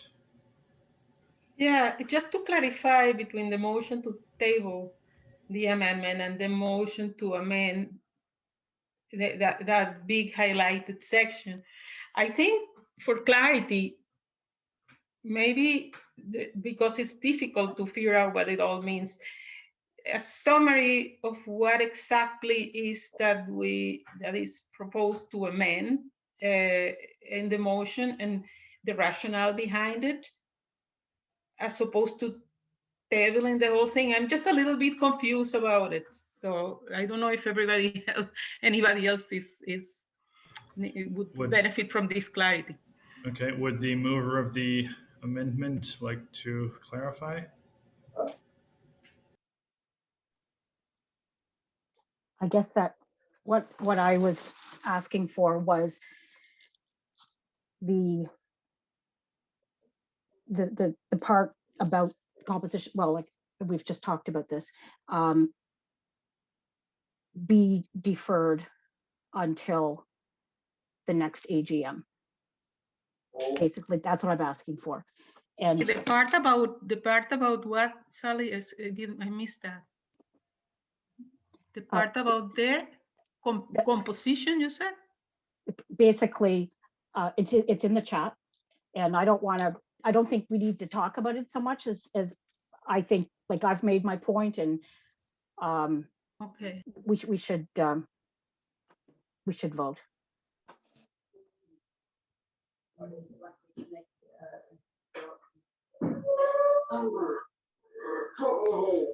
Vote on whether or not to table, you mean? Sorry, Maria, did you still have your hand up? Did you have anything else to say? I'm sorry, lower my hand. Sorry, Okay. I was just trying to find in the chat what Sally is saying that is in the chat, and I'm not finding it. Okay, Ryan, you wanted to? Yeah, Sally was just saying that we should go to a vote, and I'm just asking like a procedural vote on whether or not to table or move to an approving vote. Jordan, can we get a poll of some sort to on Sally's motion whether to accept this amendment? It's not an amendment. It's not an amendment, though. It's. I've said it was an amendment. I'm treating it as an amendment because we don't actually have a process for what we're doing here exactly. Okay, so we would just eliminate that part of the motion until. So I'm treating this as an amendment, which would to amend the motion by deferring that part of it till a later point. So I'm now seeking agreement on the amendment as Sally has proposed. Let's change the intent. Yeah. So by supporting the amendment, you would be then supporting the removal of this text and deferring that to next year. Yes. Exactly. So, that's what needs to be clarified, because I'm not sure if everybody understands this clearly. So if I say I don't agree with the agreement, then that means we keep the text as it is. Yes. Okay.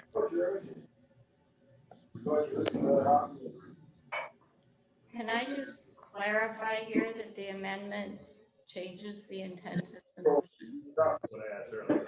Yeah, and so therefore I didn't. Also, I just wanted to bring up a point about process as well. Wasn't part of the process to discuss in a side room the possible amendments and concerns, and then either make an amendment there in the side room, which we already had in this for this motion?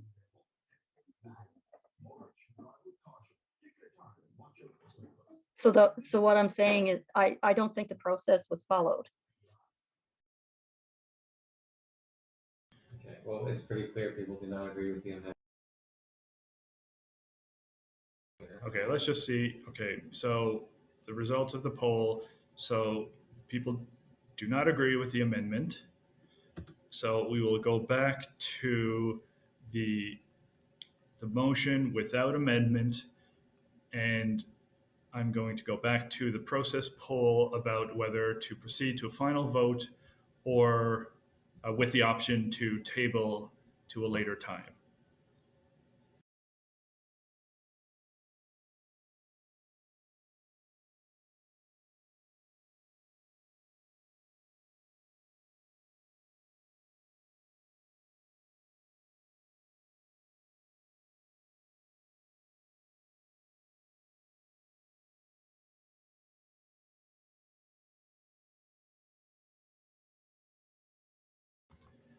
Okay, so we have strong agreement to proceed to a deciding vote, and we'll do so now.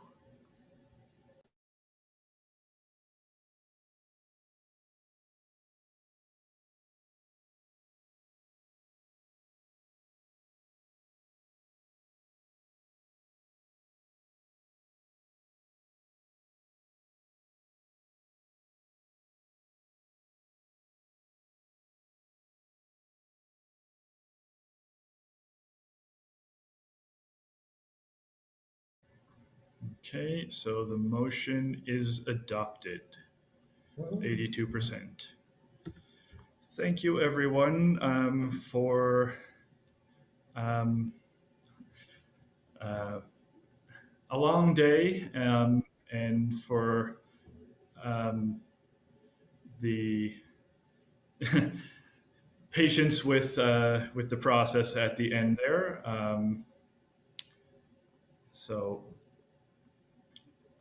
There is a question about whether this meets quorum. I believe quorum's 20 members. 20, yeah. And we still have that, right?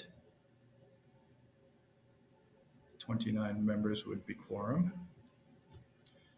All right. Okay. Am I turning it back to you, Susan? Sure. Why not?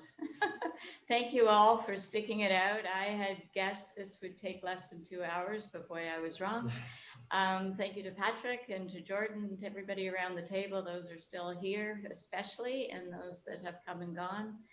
And for all the hard work. And it's great to see our process happening, especially online. So yeah, till we all meet again in person, I hope soon.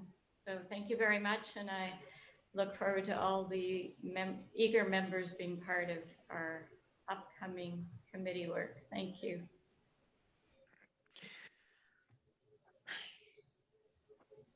Thanks, everybody.